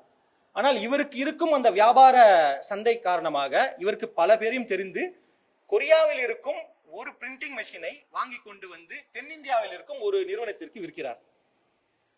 அதற்கு பிறகு அடிக்கடி அவர் கொரியாவுக்கு செல்கிறார், பேசுகிறார். இந்த கொரியாவில் இருந்த அந்த பிரிண்டிங் மெஷின் நிறுவனத்தின் வாரிசு ஒரு பெண். அவர் சவுந்தரபாண்டியன் சாரை இன்னொரு அப்பா என்றுதான் சொல்வார். 2வது 3வது சந்திப்பில் அந்த பெண் வியப்படைந்து கேட்கிறார், சார் அப்பா, நிஜமாகவே இது நீங்கள் ஒரு நிறுவனத்திற்கு வாங்கி கொடுத்தீர்களே, அது வேறு நிறுவனமா இல்லது உங்களுடைய நிறுவனம் தானா? உங்களுடைய, தவறாக நினைக்க வேண்டாம், உங்களுடைய பினாமி நிறுவனமா என்று கேட்கிறார் அவர். ஏம்மா அப்படின்னு கேட்கும்போது, வாங்குறவன் வந்து இவ்வளோ கேள்வி கேட்க மாட்டான், ஆனா நீங்க இவ்வளோ முன்னேற்பாடா இது இப்படி ஆயிடுச்சுன்னா என்ன பண்ணணும், இதுக்கு எப்படி ட்ரைனிங் எடுத்துக்கணும், இதுக்கு எப்படி எல்லாம் பண்ணணும் அப்படின்னு சொல்லிட்டு இந்த FAQன்னு சொல்லுவோம் பாத்தீங்களா, ஃப்ரீக்வென்ட்லி ஆஸ்க்டு கொஸ்டின்ஸ், அதை அவனே கேட்க மாட்டான், அவனே கவலைப்பட மாட்டான். ஆனா நீங்க எங்க கிட்ட வந்து இவ்வளோ ஆர்வத்தோட கேட்டுக்கிட்டு இதுக்கு என்ன பண்ணணும், இன்கேஸ் இது இப்படி ஒரு நாள் ஸ்டாப் ஆயிடுச்சுன்னா அது என்ன பண்ண முடியும் அப்படின்னு சொல்லிட்டு அவ்வளோ கேட்கறீங்க நீங்க. அது நிஜமாவே இது உங்க கம்பெனியா இல்ல அவங்க கம்பெனியா என்று கேட்கிறார். அந்த பெண் அவருடைய கடைசி காலம் வரை இவருடன் தொடர்ச்சியாக மரியாதை, அப்பா என்ற ஒரு மரியாதையுடன் தான் பேசிக் கொண்டிருந்தார். இவருடைய கான்டாக்டுகள், இவருடைய நட்பு, இவருடைய பழகும் தன்மை அப்படிப்பட்டது. 2011 ஒரு முறை இவரை சந்தித்தேன். இந்த வீடியோ எடுக்கும்போது அவர் என்னிடம் உங்களை பர்சனலாக ஒரு நாள் சந்திக்க வேண்டும் அப்படி என்று சொல்லியிருந்தார். போய் சந்தித்திருந்தோம். ஒரு ஒரு ப்ராஜெக்ட் ரிப்போர்ட்டை எடுத்து டேபிள் மீது வைக்கிறார். என்ன சார் என்று கேட்கிறேன். இல்லை பாருங்கள், நான் வருகிறேன் அப்படின்னு சொல்லிவிட்டு சிவகாசியில் ஒரு ஹோட்டல் அருகில் தங்கியிருந்தேன். காலையில் வந்து விட்டார். காலை உணவு நாங்கள் அருந்து விட்ட பிறகு அவர் அந்த ப்ராஜெக்ட் ரிப்போர்ட்டை கொடுக்கிறார். நான் மதியம் வருகிறேன், மதியம் உணவு ஒன்றாக சாப்பிடும் சொல்லிவிட்டு கிளம்பி போயிட்டார். அந்த ப்ராஜெக்ட் ரிப்போர்ட்டை எடுத்து நானும் என்னுடைய நண்பர்களும் படித்துக் கொண்டிருக்கிறோம். கம்யூனிட்டி கிச்சன் என்று ஒரு கான்செப்ட். அவர் என்ன சொல்கிறார் என்றால், தமிழ்நாட்டில் இருக்கும் ஒவ்வொரு குடும்பத்திலும் அந்த குடும்ப தலைவி, அந்த குடும்பத்தில் இருக்கும் பெண்கள் அனைவருமே சமையல் என்ற ஒரு விஷயத்தில் சிறைப்பட்டு இருக்கிறார்கள். தந்தை பெரியார் சொன்னதை போல அவர்களுக்கான அந்த தலையை நாம் விடுவிக்க வேண்டும். என்னுடைய ஊரில் 180 குடும்பங்கள் இருக்கின்றன. அந்த 180 குடும்ப தலைவிகளும் அந்த 180 குடும்பத்தில் இருக்கும் பெண்களுமே என்ன செய்து கொண்டிருக்கிறார்கள் என்றால், காலையில் எழுந்தவுடன் காலை இட்லிக்கு என்ன செய்வது, சட்னி என்ன செய்வது என்றுதான் யோசித்துக் கொண்டிருக்கிறார்கள். மதிய சாப்பாட்டிற்கு என்ன செய்வது, இரவு உணவுக்கு என்ன செய்வது என்றே அவர்களுடைய வாழ்நாள் ஓடிவிடுகிறது. என்னுடைய குடும்பத்திலும் இப்படித்தான் இருக்கிறது. ஒரு முறை நாங்கள் விடுமுறைக்கு செல்லும் போதுதான் எனக்கு தெரிய வந்தது, எங்கள் குடும்பத்தில் இருக்கும் பெண்கள் அந்த விடுமுறையை ஏன் அவ்வளவு ரசிக்கிறார்கள் என்று. ஏனால் அன்று அவர்கள் சமைக்க தேவையில்லை. இந்த கம்யூனிட்டி கிச்சனில் என்னவென்றால், இந்த 180 குடும்பங்கள், அந்த ஊரில் இருக்கும் 180 குடும்பங்களும் ஒன்றாக சேர்ந்து அவர்களுக்கான உணவை அவர்கள் சமைத்து தயார் செய்து கொள்ளலாம். இதற்காக 1000 தோசைகளை செய்யும், 1000 சப்பாத்திகளை ஒரே நேரத்தில் செய்யும், 5000 இட்லிகளை சுடும் மெஷின்கள் எல்லாம் இருக்கிறது என்று அந்த மெஷின்களின் கொட்டேஷன்களையும் வாங்கி கொடுத்து இதை எப்படியாவது தமிழக அரசாங்கத்திடம் கொண்டு சென்று சேர்த்து விடுங்கள் என்று சொல்கிறார். அப்படி இவரை நான் ஒரு காமிக்ஸ் என்ற ஒரு பார்வையில் மட்டும் பார்க்காமல் இவரை இப்படி ஒரு பார்வையில் பார்க்கிறேன். இந்த இடத்தில் ஒரு சம்பவத்தை சொல்லிவிடுகிறேன். உங்கள் பள்ளியில் நீங்கள் அனைவருக்கும் புத்தகங்களை கொடுத்தீர்கள். என்னுடைய நண்பர் ஒருவர் புதுக்கோட்டை பொன்னமராவதியில் 1983ஆம் ஆண்டு அவர் காமிக்ஸ் புத்தகங்களை எடுத்துக்கொண்டு வந்து அந்த புத்தகத்தை வாடகைக்கு விடுகிறார். படித்துவிட்டு கொடுத்து விட வேண்டும். இதுதான் டீல். 25 பைசா ஒரு புத்தகம் படிப்பதற்கு. இவர் ஏகப்பட்ட காமிக்ஸ் புத்தகங்களை ஸ்டாக் வைத்திருக்கிறார். ஒவ்வொரு மாதமும் அவர் திண்டுக்கல், மதுரை சென்று அவருடைய அப்பா வாங்கிட்டு வந்து கொடுத்துடுவார் காமிக்ஸ் புத்தகங்களை. இவர் ஏகப்பட்ட புத்தகங்களை வைத்திருக்கிறார். ஒரு நாள் அவருடைய ஆசிரியர் ஒரு மாணவன் ஜன்னல் ஓரத்தில் அமர்ந்து கொண்டு காமிக்ஸ் படிப்பதை பார்த்து விடுகிறார். வெளியிலிருந்து அந்த வகுப்பறைக்கு வரும்போது ஜன்னலில் இருந்து தெரிகிறது பையன் காமிக்ஸ் புத்தகத்தை படித்துக் கொண்டிருக்கிறான் என்று. அன்று திடீரென்று அனைவரின் பைகளையும் சோதனை செய்கிறார்கள். 32 காமிக்ஸ் புத்தகங்கள் சிக்கியது. 32 காமிக்ஸ் புத்தகங்கள். அந்த ஸ்கூல் பீப்புள் லீடர் என்று ஒருவர் இருப்பார் இல்லையா, அந்த வகுப்பில் தான் அவர் இருக்கிறார். 8ஆம் வகுப்பு மாணவன். அந்த மாணவனை அழைத்து எல்லோரிடமும் 25 பைசா ஃபைன், இந்த 32 பேரிடமும் 25 பைசா ஃபைன் கலெக்ட் செய்து அதில் ஒரு தண்ணீர் குடம் வாங்கி நாளைக்கு இங்கே வைக்கிறாய் என்று சொல்லிவிட்டு அவர் போய்விட்டார். மறுநாள் வந்து பார்த்தால் 50 பைசா டேபிள் மீது இருந்தது. என்னப்பா இது என்று கேட்டால், இல்லை சார், அந்த 32 புக்கில் 31 புக்கு என் புக்கு, நான் தான் அதுக்கு ஃபைன் பண்ணேன், இவங்கெல்லாம் தப்பு இல்லை, இந்தாங்க என்னோட 25 பைசா, அந்த இன்னொருத்தன் புக்கு வந்து அவனோட சொந்த புக்கு. 31 புத்தகங்களை கொடுத்த அந்த மனிதர் அதன் பிறகு விகடன் மாணவ பத்திரிகையாளராக மாறுகிறார். விகடன் மாணவ பத்திரிகையாளராக மாறுகிறது. அவர் இன்ஜினியரிங் காலேஜில் ஃபைனல் இயர் படித்துக் கொண்டிருக்கும் போது ஒவ்வொரு கல்லூரிக்கும் விழாக்களுக்கு செல்வார். ஆன் டியூட்டி கொடுத்து விடுவார்கள். அட்டெண்டன்ஸ் பிரச்சனையே இருக்காது நமக்கு. அது போய் பேசி அவர் கலந்து கொள்ளும் எல்லா போட்டிகளிலும் ஜெயிப்பார். அப்படி ஒரு முறை திண்டுக்கல்லில் PSNA காலேஜில் செல்லும் போது ஒரு மிக அழகான ஒரு பெண்ணை சந்திக்கிறார். First sight first love. அந்த பெண்ணிடம் தொடர்ச்சியாக இவர் பேசிக் கொண்டிருக்கிறார், பழகி கொண்டிருக்கிறார். இவர் இப்போது வேலை நிமித்தமாக விகடனிற்கு சென்னைக்கு வந்து விடுகிறார். அந்த பெண் இப்போது அந்த கல்லூரியில் படித்துக் கொண்டிருக்கிறார்கள். இவர்கள் வீட்டில் அரசல் புரசலாக தகவல் வருகிறது, இந்த பெண் அவரை காதலிக்கிறார் என்றது. கல்யாணத்திற்கு ஏற்பாடு செய்யும் போது இவர் ஒரு காதல் கடிதம் எழுதுகிறார். அந்த காதல் கடிதத்தை நான் படித்திருக்கிறேன். அவருடைய பெயர், அந்த பெண்ணின் பெயரை போட்டுவிட்டு, இரும்புக்கை மாயாவியாக மாறி நான் உன் வீட்டிற்கு வந்து உன் பெற்றோர்களுக்கு தெரியாமல் உன்னை நான் இங்கிருந்து அழைத்து சென்று வந்து திருமணம் செய்து கொள்வேன் என்று சொன்னார். அப்படித்தான் நடந்தது. விகடன் பதிப்பாசிரியர் தான் அவர்களுக்கு திருமணம் செய்து வைத்தார். அவர் விகடனில் பணிபுரிந்தார். ஜூனியர் போஸ்ட் பத்திரிகையின் எடிட்டராக இருந்தார். எடிட்டர் ஜி கௌதம் குங்குமம் இதழின் எடிட்டராக இருந்தார். மக்கள் தொலைக்காட்சியின் CEO-ஆக இருந்தவர் அவர் கௌதம். அவருடைய காமிக்ஸ் படிப்பது என்று ஒரு விஷயம் இருந்தது அல்லவா? நான் இந்த சார் நீங்க சொன்னீங்கன்னு நினைக்கிறேன், தலைமுறைகளுக்கு நீங்கள் சொன்னீர்கள் அந்த காமிக்ஸ் ஆர்வத்தை, காமிக்ஸ் மீதான அன்பை, காமிக்ஸ் மீதான காதலை அடுத்த தலைமுறைக்கு கடத்துவது என்று. எனக்கு சயின்டிஃபிக்காக சில விஷயங்களை பேசுவதுதான் பிடிக்கும். ஆனால் கௌதம் சாரின் மகளிருக்கு தமிழ் அவ்வளவாக படிக்க வராது. படிப்பார், எழுத்துக்கூட்டி படிப்பார், எஸ். அவருக்கு பதிப்பு துறையிலேயோ மீடியாவிலேயோ துளியும் நாட்டம் இல்லை. கட் 2025 ஜனவரி 16ஆம் தேதி டைம்ஸ் ஆஃப் இந்தியாவில், சென்னை டைம்ஸில் அரை பக்கத்திற்கு அவருடைய பேட்டி வருகிறது. பாரதி, கௌதம் சாரின் மகள், அமர் சித்திரகதாவில் வ.உ.சி. அவர்களை பற்றிய ஒரு காமிக்ஸை கதை எழுதி வெளியிட்டிருக்கிறார். அன்று நான் அவருக்கு போன் செய்து சொன்னேன், சார் உங்க ஜீன்ல காமிக்ஸ் இருக்குல்ல என்று. அப்போது அவர் அவ்வளவு சந்தோஷப்பட்டு சொல்கிறார், ஆமாம் என்னுடைய ஜீனில் காமிக்ஸ் இருக்கிறது என்று சொல்லிட்டு. அப்போது அவர் சொன்ன ஒரு விஷயம் என்ன தெரியுங்களா? இதை எப்படியாவது சவுந்தரபாண்டியனிடமும் விஜயனிடமும் தெரிவித்து விடுங்கள் என்று.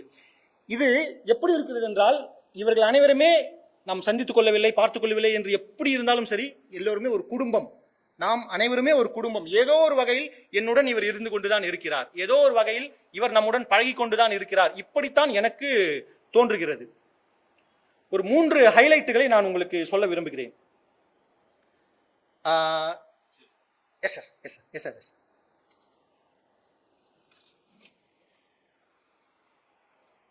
தமிழில் முதலில் காமிக்ஸிற்கென்று பத்திரிகைகள் வந்ததில்லை. தமிழில் காமிக்ஸ் வந்துள்ளது 1937 தமிழில் முதன்முறையாக ப்ராப்பரான இலக்கணத்தோடு ஒரு காமிக்ஸ் புத்தகம் வந்துள்ளது.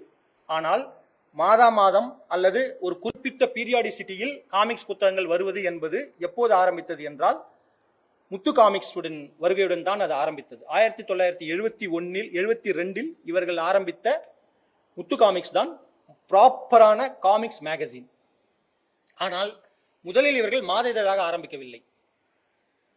2 மாதங்களுக்கு ஒரு இதழ் என்று பிளான் செய்து ஜனவரி, மார்ச், ஜூன் இப்படித்தான் அவர்கள் கொண்டு வந்தார்கள். ஜேம்ஸ் பாண்டிற்கு எப்படி 7 என்ற நம்பர் மிகவும் ராசியானதோ, அப்படி இவர்கள் வெளியிட்ட 7வது புத்தகம் காற்றில் கரைந்த கப்பல்கள் என்ற ஒரு புத்தகம். அந்த புத்தகம் விற்பனை அளவில் மிகப்பெரிய சாதனையை செய்தவுடன் தான் இவர்களுக்கு ஒரு நம்பிக்கை வந்தது. ஓகே, நாம் இதை தொடர்ச்சியாக செய்யலாம் என்று. அப்படி அவர்கள் ஆரம்பித்து அதன் பிறகுதான் முத்து காமிக்ஸ் மாத இதழாக மாறியது, சாதனைகளை செய்ய ஆரம்பித்தது, வண்ணத்தில் காமிக்ஸை வெளியிட்டார்கள் என்று பல விஷயங்களை நாம் சொல்லிக்கொண்டே போகலாம். முத்து காமிக்ஸ் முதலில் மலையாளம், கன்னடம், தெலுங்கு, ஆங்கிலம் என்று 4 மொழிகளில் வெளியானது. அதுவுமே ஒரு சாதனை தான். இவற்றுக்கு எல்லாவற்றை விட மிகப்பெரிய சாதனையாக நான் எதை பார்க்கிறேன் என்றால், நான் எதை கருதுகிறேன் என்றால், சவுந்தரபாண்டியன் அவர்கள் உருவாக்கிய ஒரு மரபு, அவர் ஒரு பாதையை உருவாக்கி நமக்கு கொடுத்திருக்கிறார். காமிக்ஸ் என்ற ஒரு மீடியம், காமிக்ஸ் என்ற ஒரு பிளாட்ஃபார்ம் தமிழில் 50 ஆண்டுகள் கண்டினியூஸாக வருகிறது என்றால் அதை வியாபார நுணுக்கத்துடன் பார்த்தால் நிச்சயமாக வியாபாரமே இல்லை. அதற்கு நம் கண்முன்னே இருக்கும் உதாரணங்கள் இந்திய அளவில் டைம்ஸ் ஆஃப் இந்தியாவும் தமிழக அளவில் தினத்தந்தியும். இருவருமே காமிக்ஸ் ஆரம்பித்தார்கள், இருவருமே மிகப்பெரிய எண்ணிக்கையில் காமிக்ஸ் விற்பனை செய்தார்கள். ராணி காமிக்ஸ் முதல் ஆரம்பகட்ட இதழ்கள் 4 லட்சம் பிரதிகள் விற்பனையானது. 4 லட்சம் பிரதிகள் என்பது இன்றைய காலகட்டத்தில் ஒரு புத்தகத்தின் வாழ்நாள் சாதனை கூட அல்ல. ஒரு எழுத்தாளரின் வாழ்நாளில், இப்போதைய காலகட்டத்தில் ஒரு எழுத்தாளர் அவருடைய வாழ்நாளில் 40,000 புத்தகங்கள் விற்றாலே சாதனை என்று இருக்கும்போது 1984 வந்த ராணி காமிக்ஸ் முதல் இதழ் 4 லட்சம் பிரதிகள் விற்பனையானது.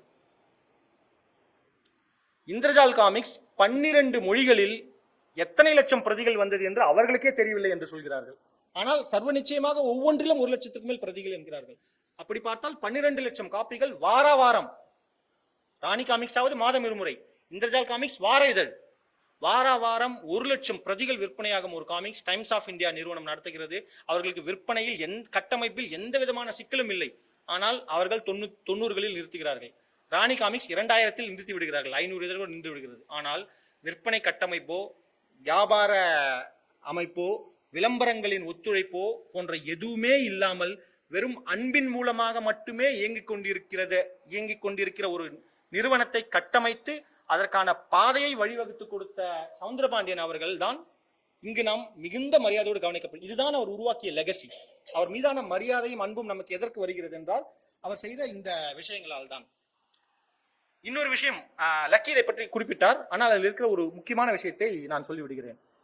நம் நோட்டு புத்தகங்களை நீங்கள் பார்த்திருப்பீர்கள் என்று நினைக்கிறேன். Note books. அந்த நோட்டு புத்தகங்கள் முன்பெல்லாம் சாதாரண முறையில் தான் இருக்கும். நோட்டு புத்தகங்களின் அட்டையில் ஒரு போட்டோவை போட்டு அல்லது ஒரு ஓவியத்தை வைத்து நோட்புக் ராப்பர் என்ற ஒரு கான்செப்டை கொண்டு வந்த நிறுவனமே இவர்களுடைய நிறுவனம் தான். இந்திய அளவில் அதுதான் முதன்முறையாக செய்யப்பட்ட ஒரு விஷயம். காமிக்ஸ் என்ற ஒரு மட்டுமே இல்லை, நாம் பார்த்த வியந்த மிகப்பெரிய 8 பிட் போஸ்டர் என்று சொல்வார்கள். ஒரு பிட் போஸ்டர் என்றால் ஒரு நியூஸ் பேப்பரை பிரித்து வைப்பது ஒரு பிட் போஸ்டர். 8 பிட் போஸ்டர் என்ற ஒரு கான்செப்டை துவக்கி வைத்து ஏவிஎம், ஜெமினி போன்ற சினிமா நிறுவனங்களுக்கான சினிமா போஸ்டரை அச்சடித்ததும் இவர்கள்தான். லேபிள்களை உருவாக்கியதும் இவர்கள்தான்.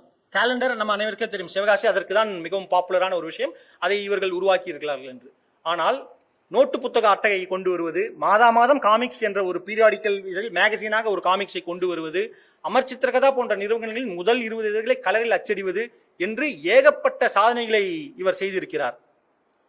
மிகப்பெரிய வருத்தம் என்னவென்றால் இப்படிப்பட்ட ஒரு சாதனையாளரை நாம் அனைவருமே ஏதோ ஒரு வகையில் தூரத்திலிருந்து தான் பார்த்து கொண்டிருக்கிறோம். என்னுடைய நண்பர் பதிப்பாளர் ஜீவகரிகாலன் இங்கே இருக்கிறார். அவரிடம் இன்னும் பேசவில்லை. ஆனால் ஒன்று சொல்கிறேன், சவுந்தரபாண்டியன் அவர்களின் பிறந்த தேதி டிசம்பர் 24, 1941. வார் டைம் பேபி. 2வது உலக யுத்தம் நடந்து கொண்டிருக்கும் போது பிறந்தவர் அவர். 1956 அவர் செயின்ட் மேரிஸில் 12ஆம் வகுப்பு முடிக்கிறார். 1962 மதுரை அமெரிக்கன் காலேஜில் முடிக்கிறார். அதற்கு பிறகு இவர்களுடைய அண்ணன், இவர்களுக்கு மொத்தம் 5 சகோதரர்கள். நான் அதை RATSG என்று ஞாபகம் வச்சுக்குவேன். ராஜேந்திரன் முதல் சகோதரர். அவர்தான் ஆறுமுகம் லித்தோ பிரஸ் என்று வைத்திருந்தார் 1953. 1963 சகோதரர்கள் எல்லாம் ஒன்றாக சேர்ந்து சேகர் லித்தோ பிரஸ் என்று ஒன்று ஆரம்பிக்கிறார்கள். அந்த சேகர் லித்தோ பிரஸில் ஒரு கிரேவியார் என்ற கலரில் அச்சிடும் ஒரு இயந்திரத்தையும், மிக அப்போதுதான் மார்க்கெட்டில் வந்திருக்கிற ஒரு இயந்திரத்தையும் வாங்குவது என்று இவர்கள் திட்டமிடுகிறார்கள். அந்த இயந்திரம் தமிழ்நாட்டில் அப்போது அம்புலிமாமா நிறுவன டால்டன் பிரஸிடம் மட்டும்தான் இருக்கிறது. அதை வாங்க வரும்போது அவர் என்ன சொல்கிறார் என்றால், இதை 10 அப்படியே இதை விற்பனை செய்து முடியாது, 10 மாதம் நீங்கள் இதில் ட்ரைனிங் எடுத்தால் தான் கொடுப்போம் என்று சொல்கிறார்கள். அந்த 10 மாதம் அவர் அங்கே தங்கியிருக்கும் போதுதான் இந்த ஃபால்கன் காமிக்ஸ், பொன்மலர் காமிக்ஸ் மற்றும் இரும்புக்கை மாயாவியோட காமிக்ஸ் போன்ற இதழ்களை எல்லாம் பார்க்கிறார். இப்படிப்பட்ட விஷயங்கள் நடந்து இவர் திரும்பி வருகிறார். திரும்ப வந்த பிறகு இவர்கள் சகோதரர்களிடம் இவர் சொல்கிறார், நாம் காமிக்ஸ் ஆரம்பிப்போம் என்று. என்ன பதில் வந்தது தெரியுமா? எதற்கு இந்த தேவையில்லாத வேலை? 2 வருடம் அவர் கன்வின்ஸ் செய்து கொண்டே இருக்கிறார். 1970 சென்று ரைட்ஸ் வாங்கிவிட்டார். ஆனாலும் அவர்கள் ஒத்துக்கொள்ளவில்லை. 1970 ஒரு இந்திய ரூபாய்க்கான, ஒரு பவுண்டிற்கான இந்திய ரூபாய் விலை வந்து 20 ரூபாய். ஸோ அங்க லண்டன்ல இருக்கிற ஃபிளீட்வே நிறுவனம், அது ஒரு இன்ட்ரெஸ்டிங்கான ஸ்டோரி. இவர் அங்க போயிட்டு லக்கி இதை பற்றி சொன்னார், நீங்களும் அந்த வீடியோவில் இதை பற்றி பார்த்திருப்பீர்கள். அந்த ஃபிளீட்வே மேனேஜர் என்ன சொல்கிறார் என்றால், நீங்கள் 1 பவுண்ட் என்று வையுங்கள் என்று சொல்கிறார். 1 பவுண்ட் எங்களுடைய விலையில் 20 ரூபாய். சரி, 1 ரூபாய் என்று வையுங்கள் என்று சொல்கிறார். 1 ரூபாயில் சராசரி தென்னிந்திய குடும்பம் காலை, மதிய, இரவு உணவை சாப்பிடுவதற்கான தொகை அது. எங்களுடைய வாழ்வாதாரத்தில் 30 நாளில் 1 நாளை நீங்கள் புத்தகத்தின் விலையாக கேட்கிறீர்கள். அவர் ஆக்சுவலா 3 ரூபாய் என்று சொல்லியிருந்தார். இவர் அதற்கு பிறகு அவரே எடுத்து பேப்பரை வைத்துவிட்டு, உங்களால் எவ்வளவு முடியுமோ அதை நீங்கள் ராயல்டி ஃபீஸாக கொடுங்கள் என்று சொல்கிறார். அப்படியானால் அந்த மேனேஜர் முழுக்க முழுக்க பிசினஸ் ஓரியன்டட், வியாபார நோக்கத்தில் தான் யோசிக்கிறார். அவரை கன்வின்ஸ் செய்யும் அளவிற்கு இவருடைய அன்பு, காமிக்ஸ் மீதான தீரா காதல் இருந்திருக்கிறது. அதனால்தான் அவரால் ஈஸியாக கன்வின்ஸ் செய்ய முடிந்து, உங்களுக்கு என்ன தர முடியுமோ அதை நீங்கள் ராயல்டி ஃபீஸாக கொடுங்கள் என்று சொல்கிறார். இதை கட் செய்வோம். 1985 17 வயது எஸ் விஜயன், இவருடைய வாரிசு, ஆம்ஸ்டர்டாம் புக் ஃபேருக்கு சென்று, அங்கிருந்து யூரோப் சென்று, அங்கிருந்து அப்படியே லண்டன் வருகிறார். லண்டன் வந்து அதே ஃபிளீட்வே நிறுவனத்தில் சென்று இவர் சென்று, நான் சென்னையில் இருந்து வந்திருக்கிறேன், எனக்கு சில காமிக்ஸ் புத்தகங்களை எல்லாம் வாங்க வேண்டும் என்று சொல்கிறார். அப்போது அங்கே எதிரில் உட்கார்ந்து இருந்தவர் அதே மேனேஜர். அவர் சொல்கிறார், சென்னையா? ஆமாம். தமிழ்நாடு? ஆமாம். சென்னை சொல்லவில்லை, தமிழ்நாடு என்று சொன்னார். தமிழ்நாடா? ஆமாம். இந்தியா, தென்னிந்தியா, சவுத் இந்தியா? ஆமாம் ஆமாம் ஆமாம். அங்கே என்னுடைய நண்பர் ஒருத்தர் இருக்கிறார், ஸ்டீல் கிளா பாண்டியன். எங்க அப்பா தான் சார் அவர். ஸ்டீல் கிளா பாண்டியன் என்றுதான் அந்த லண்டனில் இருக்கும் ஆட்கள் இவரை ஞாபகம் வைத்திருக்கிறார்கள். என்றால் ஆங்கிலத்தில் அதனுடைய பெயர் ஸ்டீல் கிளா என்ற பெயரில் தான் வெளியான கதை அது. அந்த ஸ்டீல் கிளா என்ற கதையை ரைட்ஸ் வாங்கி கொண்டு சென்று, என்னை கன்வின்ஸ் செய்து ரைட்ஸ் வாங்கி கொண்டு சென்றவர் பாண்டியன். ஸோ அவருடைய பெயரில் எப்படி இருக்கிறது என்றால் ஸ்டீல் கிளா பாண்டியன் என்றுதான் அவர் பெயரையே வைத்திருக்கிறார்கள். விஜயனுக்கு இதை கேட்டவுடன் அவ்வளவு சந்தோஷம்.